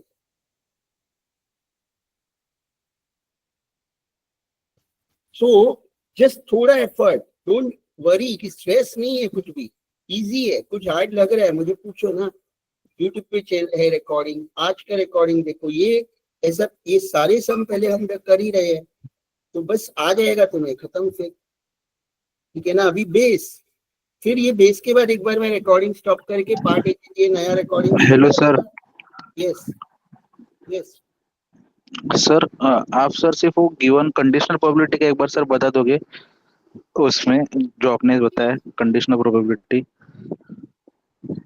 गिवन वर्ड दिया रहेगा और 2 नाम है ना. हाँ सर. गिवन क्या है? फीमेल है, तो प्रोबेबिलिटी ऑफ हॉटस्टार. तो सर कौन सा प्रोबेबिलिटी ऑफ फीमेल. सर उसको लेफ्ट साइड कौन सा राइट साइड लिखने का? वही बोला, जो गिवन है वो राइट साइड और जिसका प्रोबेबिलिटी पूछा है वो लेफ्ट साइड. राइट? क्लियर है? Okay sir, thank you. हाँ क्लियर. हाँ सर. सर इंटरसेक्शन जो है ना, सर इंटरसेक्शन जो है ना, एक बार फॉर्मूला से करके बताओ ना. इंटरसेक्शन का नहीं, फॉर्मूला से मैं नहीं सिखाऊंगा. फॉर्मूला से क्यों सीखना है जब सिंपल मेथड है तो? सर बट मैम ने क्यों बोला कि time waste फॉर्मूला, करना है? हाँ हाँ? बट सर मैम ने बोला कि फॉर्मूला लिखना है मतलब अरे इसीलिए। इंटरसेक्शन का क्या फॉर्मूला लिखोगे? कोई फॉर्मूला कौन से डिवीजन में ऐसे कोई बोला है क्या आज तक? तो क्या तुम लोग क्यों टाइम वेस्ट कर रहे हो? और टॉपिक्स है ना, फॉर्मूला से क्यों लिखना है? देखो यहाँ लिखा है क्या इंटरसेक्शन में फॉर्मूला? तो डायरेक्ट लिखे चलेगा ना? ठीक है, फुल मार्क्स दिए है ओके ना, सर, ये तो इसका ठीक है ई सर, मार्क्स ई का कट हुआ है 4 मार्क्स। ठीक है सर। तो क्यों तुम लोग टेंशन ले रहे हो? यस बुद्धिमंता। सर वो उसमें मेरे को वही डाउट था कि इंडिपेंडेंट वाला एक क्वेश्चन कराया था ना आपने पहले, इंडिपेंडेंट है कि नहीं, जो अभी आपने क्वेश्चन दिखाया ना, तो वो कैसे फिगर आउट करेंगे कि इंडिपेंडेंट है कि नहीं? वो मेरे को कंफ्यूज हो रहा है। वो इसको भी रॉन्ग मिलाता, राइट, कि they are independent variables, but independent है कि नहीं वो क्लियरली इससे पता चला था कि देखो क्वेश्चन था, हमने ये डिस्कस भी किया था कि are the number of visits in enclosed mall. तो विजिट के ये कितना विजिट कर रहे हैं और वो मॉल में है या मॉल में नहीं है, वो इंडिपेंडेंट है क्या? मतलब कि मॉल में स्टोर है और मॉल में स्टोर नहीं है तो क्या नंबर ऑफ विजिट अफेक्ट होती है या नहीं होती है? इसका आंसर चाहिए पहले तो, कि मेरा अगर कोई ब्रांड का स्टोर मॉल में है और मॉल में नहीं है तो क्या उससे मेरे नंबर ऑफ विजिट्स पे फर्क पड़ेगा या नहीं पड़ेगा? हाँ, क्या होना चाहिए आंसर? तो पड़ेगा, फर्क पड़ेगा तो इंडिपेंडेंट नहीं है ना, दोनों डिपेंडेंट है। मेरा स्टोर अगर मॉल में है तो हो सकता है ज्यादा लोग आएंगे क्योंकि मॉल तो सब विजिट करते हैं, और मैकडोनल्ड मॉल में है और मैकडोनल्ड ऐसे एक एरिया में है, राइट, तो मॉल में होने से हो सकता है कि ज्यादा लोग आए क्योंकि मॉल में लोग शॉपिंग के लिए भी विजिट करते हैं। अगर मेरा मॉल में नहीं है और ऐसे ही है एक जगह पे मैकडोनल्ड का स्टोर, तो वहां पे तो जब उनको मेरे स्टोर से खाना होगा तभी आएंगे। बट मॉल में अगर किसी को मेरे बाजू में दूसरा स्टोर है, समझो सीसीडी है या कोई और है, वहां से वो पीने आया है तो मेरे मैकडी से भी ले सकता है, शॉपिंग करने आया है, मूवी देखने आया है तो भी ले सकता है। तो मॉल में होने से नंबर ऑफ विजिट अफेक्ट होगा। तो ये ऐसा कोई मैं एक जजमेंट नहीं बता सकता कि हम कैसे जज करेंगे, क्योंकि वो किस चीज के नंबर्स दिए हैं। तुम्हें जो भी दो वेरिएबल है उनको ये देखना है कि एक वेरिएबल से दूसरे वेरिएबल पे फर्क पड़ेगा या नहीं पड़ेगा, तो वो डिपेंडेंट है। अगर फर्क पड़ेगा तो, नहीं पड़ेगा तो इंडिपेंडेंट है। क्लियर है? यस बुद्धिमंता। सर एक्चुअली अभी भी थोड़ा ही है, वो नेटफ्लिक्स वाला जो सम है उसका एक एग्जांपल दे सकते हो आप? उसमें डिपेंडेंट इंडिपेंडेंट है कि डिपेंडेंट है, अगर ऐसा क्वेश्चन रहता। अगर ऐसे बोलेंगे कि female watching Amazon, the watch of Amazon and female are dependent or independent, यानी यहाँ पे ये कि फीमेल है या मेल है उससे वो Amazon देख रहा है, क्या उसके नंबर पे अफेक्ट करेगा? Gender will affect the number of watching, करेगा या नहीं करेगा? नहीं करना चाहिए मेरे हिसाब से तो करना करेगा सर, करेगा। Still don't get it. मेरे हिसाब से वही है, तो ये जजमेंटल है, बट मेरे हिसाब से भी करना चाहिए, क्योंकि देखो ना यहाँ पे पता चल रहा है कि मेल अमेजोन ज्यादा देखते हैं, राइट। अब तुम अभी एक सर्वे भी करोगे ना तो फीमेल्स ज्यादा नेटफ्लिक्स देखती है, ऐसे मेरा पर्सनल मेरे स्टूडेंट्स के सर्वे का एक्सपीरियंस है। दो मेल भी देखते हैं, ऐसा नहीं है सर बट ये जजमेंटल आंसर है, तो हम इसको क्या देंगे? अब वो फैकल्टी के माइंड में क्या है उसका आंसर? सर अभी जो दोनों एग्जांपल्स है वो नॉट इंडिपेंडेंट वाले एग्जांपल्स थे दोनों। हाँ, इंडिपेंडेंट का एक एग्जांपल दे सकते हो? मैं कैसे दो इंडिपेंडेंट का यहाँ पे? अब जैसे बोल देंगे कि कोई अमेजोन, सब यहाँ पे देखो डिपेंडेंट ही है। कोई मैं बोलूंगा कि कोई अमेजोन देख रहा है तो वो हॉटस्टार नहीं देखेगा। क्या अमेजोन वाला जो फैन है वो हॉटस्टार, मैंने अमेजोन का लिया है समझो, मैंने हॉटस्टार का लिया है, मेरे पास तो तीनों ही है, नेटफ्लिक्स भी लिया है, तो मैं तो चलो तीनों देखूंगा। लेकिन ऐसा हो सकता है ना कि कोई हॉटस्टार का ही सब्सक्रिप्शन लिया है, किसी ने नेटफ्लिक्स का ही लिया है, तो क्या वो होगा कि नहीं होगा, वो भी दोनों आंसर उसके तो हो सकते हैं कि कोई नेटफ्लिक्स देख रहा है तो हॉटस्टार के नंबर पे इफेक्ट होगा क्या, तो हाँ ही बोलेंगे उसमें। तो ज्यादातर तुम जो देखोगे ना तो डिपेंडेंट वाला ही रहेगा, तो तुम इंडिपेंडेंट लिखना ही मत। अगर तुम्हें नहीं समझ रहा है ना तो 80% चांस है कि डिपेंडेंट ज्यादा चांस है आने का और इंडिपेंडेंट चांस कम है। तो अगर लॉजिक नहीं समझा तो सब लोग क्या लिख के आओगे, डिपेंडेंट। फिर रॉन्ग हो गया तो भी ठीक है। Clear? Got it sir, thank you. Sir इसको लिखना कैसे एग्जाम में, डायरेक्ट लिख देते हैं इट इज डिपेंडेंट और नॉट इंडिपेंडेंट? स्टेटमेंट ही लिखना है बस, जैसे ये लिखा है ना, कुछ लोग ने रीजन पूछा ही नहीं है, बस आर द नंबर। और जिसने लिखा था कि दे आर ये डिपेंडेंट, तो उसको फुल 4 मार्क्स एक स्टेटमेंट के ही मिले। सर ये कौन सा ईयर का पेपर है? 24। अच्छा सर, ये वाला थोड़ा टफ, ये वाला। हाँ थोड़ा टफ था, बट टफ कब नहीं होगा, मैंने बोला कि तुम लोग ये वर्ड्स पे आ जाओ। और ये तो मैंने डिस्कस किया है, वो लेक्चर देखना, थोड़ा टफ था बाकी के मुकाबले। बहुत लोगों को फुल मार्क्स इसमें नहीं मिले थे क्योंकि वो लोग ने ना बहुत अपना इसमें दिमाग लगाया। ये स्टूडेंट ने देखो दिमाग ही नहीं लगाया। ये वाला तो क्योंकि जजमेंटल है उसका रॉन्ग हुआ, बाकी उसमें पूरे उसको 16 मार्क्स मिले।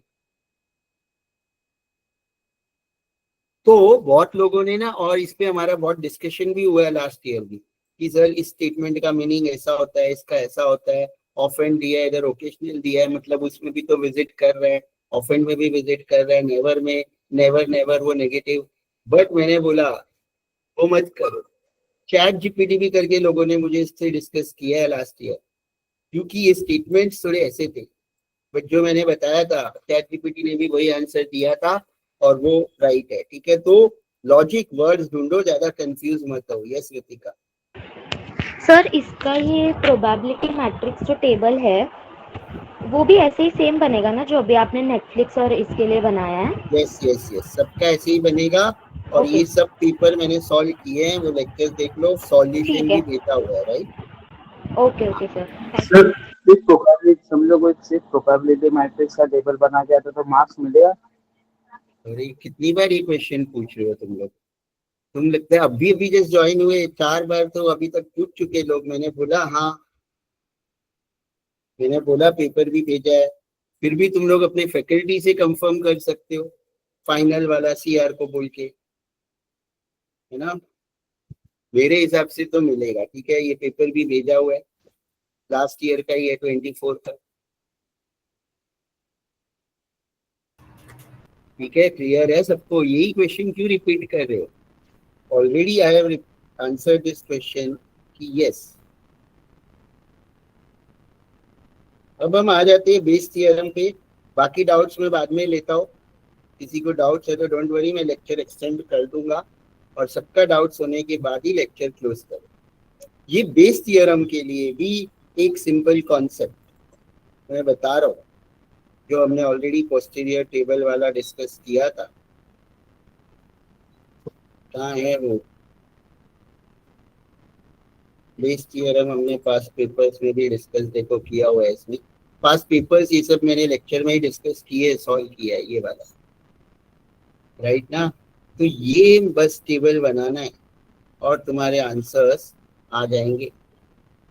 ये भी कॉन्सेप्ट मैं बता देता हूँ। और ये 5 मार्क्स का ही आने वाला है एज पर तो पेपर पैटर्न। तो अगर 5 मार्क्स का आने वाला है तो वैसे तो इतनी डरने की जरूरत है नहीं इसमें। 5 मार्क्स ही जाएंगे जिसको बहुत हार्ड लग रहा है, बट स्टिल 5 मार्क्स भी हम नहीं जाने देंगे जिसको बाकी टॉपिक्स आते हैं और जिसको फुल लाते।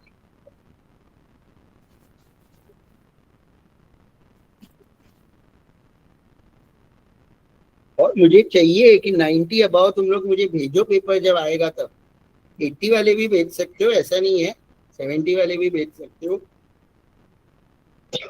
लेकिन यस, नेक्स्ट ईयर में तुम लोगों का नाम ले सकूं कि हाँ भाई ये लोग ने 90 लाए थे मेरे स्टूडेंट ने अबाउ, राइट। और 100 भी ला सकते हो जिसको स्केल्स ऑफ मेजरमेंट भी अच्छे से आता है।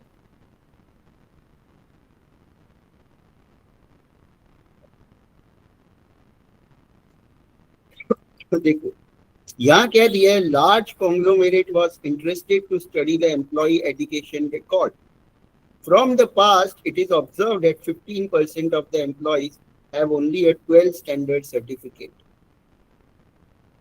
75% have bachelor degree and 10% have business management degree. 3 probability दिया और तीनों का टोटल 100% या डेसिमल में लेंगे तो 1 हो रहा है. तो अगर इनका टोटल 1 हो रहा है या 100% हो रहा है, मतलब वो मार्जिनल प्रोबेबिलिटी दिया है. अब एक है 12th, तो 12th का मैं कोई शॉर्ट फॉर्म ले लेता हूँ. क्या लूँ? 12 ही ले लेता हूँ. चलो नंबर लूँ ना, याद रहेगा कि कुछ और लूँ, या 12th का शॉर्ट फॉर्म में x ले लेता हूँ. सर 12 ही लो ना आप. ठीक है, नहीं नंबर में फिर लोग बोलेंगे 12 क्या है, प्रोबेबिलिटी. सर आप 12 लो सर. जो लोग लेट आते तो उसका गलती है. तो देखो, मैं तो कुछ भी नोटेशन ले भी सकते हो, नहीं भी ले सकते हो, फिर पूरा वर्ड बार बार लिखना पड़ता है.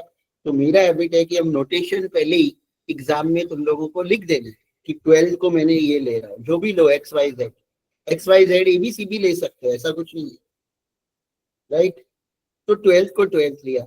हैविंग अ बैचलर डिग्री, तो बैचलर डिग्री को मैं B ले लेता हूँ. ठीक है. और बिजनेस मैनेजमेंट डिग्री,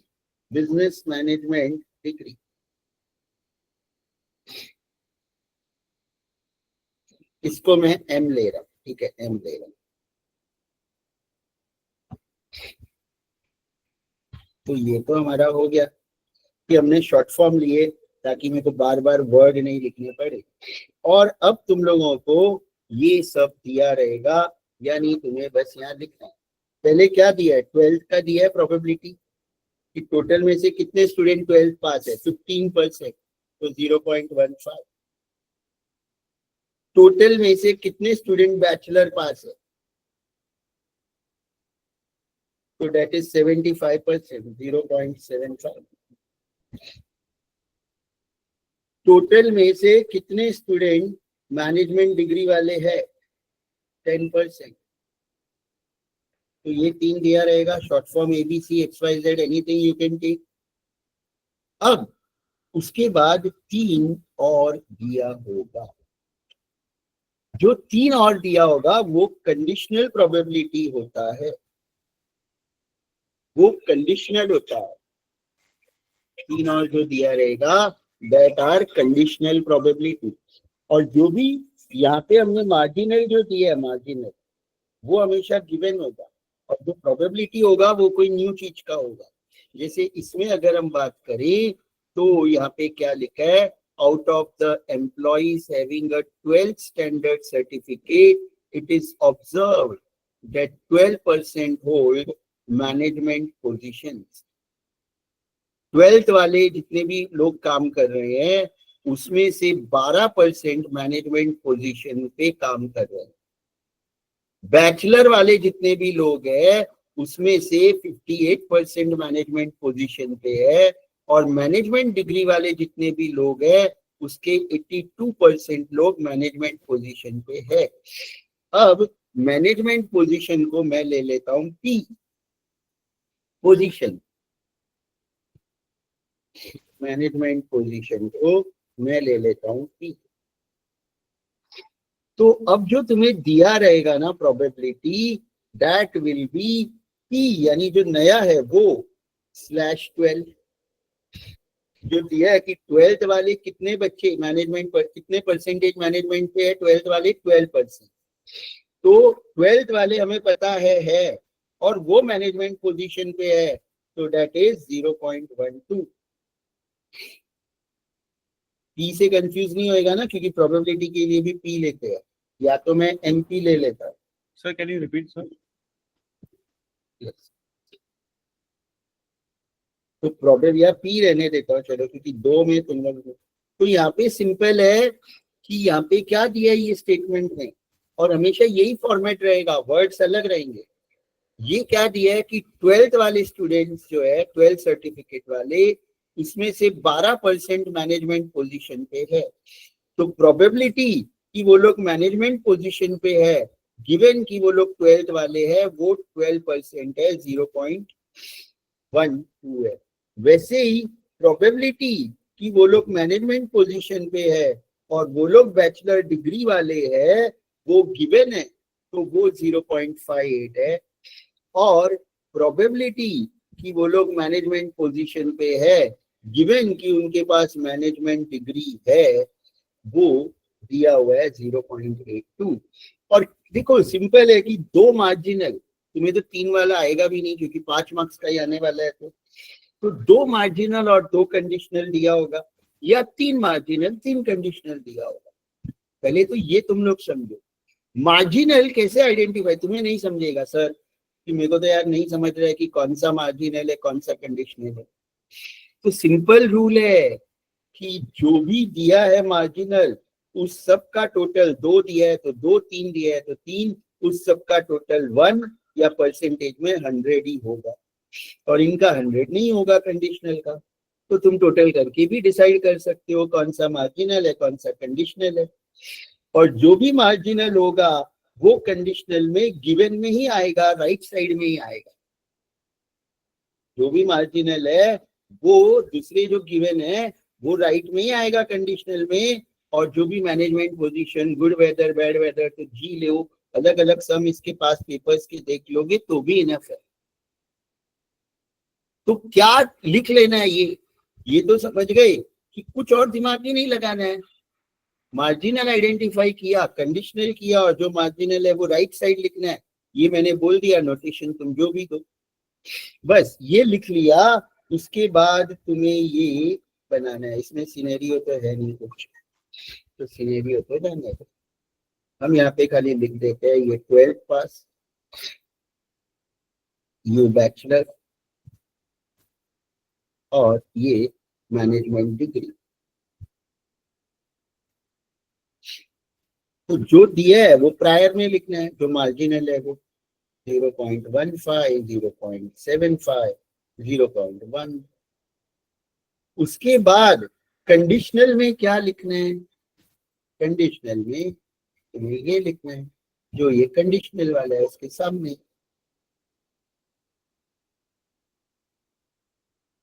बस बना दिया ये। उसके बाद तुम्हें ये इंटरसेक्शन वाला कॉलम बनाना है, और इंटरसेक्शन क्या है, इन दोनों को मल्टीप्लाई करके 0.15 इंटू 0.12, 3 या 4 डिजिट तक मैक्स ले सकते हैं। This into this, this into this, this into this, ये दोनों को मल्टीप्लाई कर दोगे तो इंटरसेक्शन ये कैलकुलेट करना है और इसका टोटल ले लेना। फिर ये पोस्टीरियर कैसे आएगा, पोस्टीरियर कैसे आएगा, पोस्टीरियर के लिए सिंपल है कि तुम्हें individual intersection divide by the total, 0.0180 divide by 0.5350, 0.4350 divide by 0.5350, 0.0820 divide by 0.5350, और ये जो आएगा इसका टोटल भी 1 ही आएगा। तो तुमने कोई मिस्टेक की है तो तुम्हें पता भी चल जाएगा, अगर इसका टोटल रेफर करोगे 1 नहीं आया मतलब कुछ मिस्टेक हो सकती है। पोस्टीरियर का टोटल भी 1 ही आएगा। तो ये टेबल तो बना लोगे कि किसी को डाउट है, पहले बना लोगे कि कोई डाउट है? No sir. अब हमारे जो ये आंसर है पोस्टीरियर ही हमारा फाइनल आंसर हो सकता है, या ये जो टोटल है ये फाइनल आंसर हो सकता है। क्वेश्चन में क्या पूछेंगे उसके ऊपर ये 4 चीजें ही वो लोग पूछ सकते हैं। अगर 3 है तो 2 मार्जिनल है तो 2 यहाँ पे और 1 यहाँ पे, 3 ही चीजें पूछेंगे। तो कैसे आइडेंटिफाई करोगे कि सर कौन सा पूछा है, अब इसमें से कैसे पता चलेगा, वो मैं अभी बता रहा हूँ। Just first let me right this कि ये जो है पहले तो जो वहां पे लिखा था तुमने उसका उल्टा कर देना, ऊपर जो कंडीशनल था उसका उल्टा कर देना है। P/12 था तो ये तुम्हारा क्या हो जाएगा 12/, ये क्या हो जाएगा B bachelor/P। ये क्या हो जाएगा तुम्हारा मैनेजमेंट डिग्री स्लैश सर एक बार ये इंटरेक्शन और पोस्टीरियर वाला कॉलम एक बार ये करना ना कैलकुलेशन। क्या बोला, लेट ज्वाइन करते हो कि डिस्कनेक्ट हो गया? नहीं सर, मेरा नेटवर्क इशू आ गया। ये दोनों को मल्टीप्लाई करोगे तो इंटरसेक्शन आ जाएगा। ओके, क्लियर है ना? यस यस, मल्टीप्लाई करके individual interaction. Divide individual amount 0.0180 divide by total, तो ये 0.0336 ओके, जाएगा। 4350 डिवाइड बाय दिस, तो ये आ जाएगा और इसका टोटल 1 होगा। क्लियर है सबको? क्लियर है? Yes sir, yes sir. अब बस ये हो गया। अब ये क्या है, उल्टा, ये जो यहाँ लिखा उसका उल्टा लिख देंगे। यानी ये क्या है 0.0336 प्रोबेबिलिटी कि वो 12 स्टैंडर्ड से है, अगर हमें ये पता है गिवन कि वो मैनेजमेंट पोजीशन पे है। ये क्या है, गिवन कि वो मैनेजमेंट पोजीशन पे है और वो 12 सर्टिफिकेट वाला है, उसकी प्रोबेबिलिटी इतनी है। गिवन डेट वो मैनेजमेंट पोजीशन पे है और वो बैचलर डिग्री वाला है, उसकी प्रोबेबिलिटी इतनी है।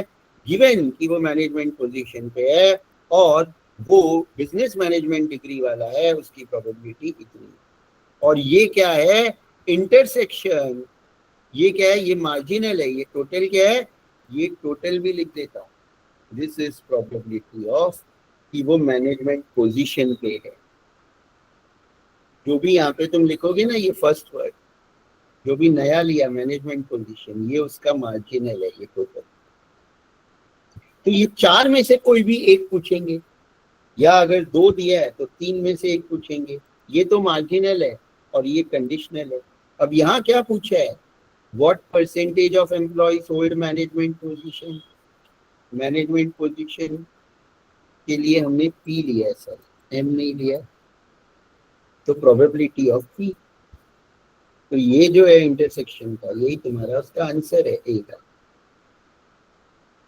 ए का आंसर वही है।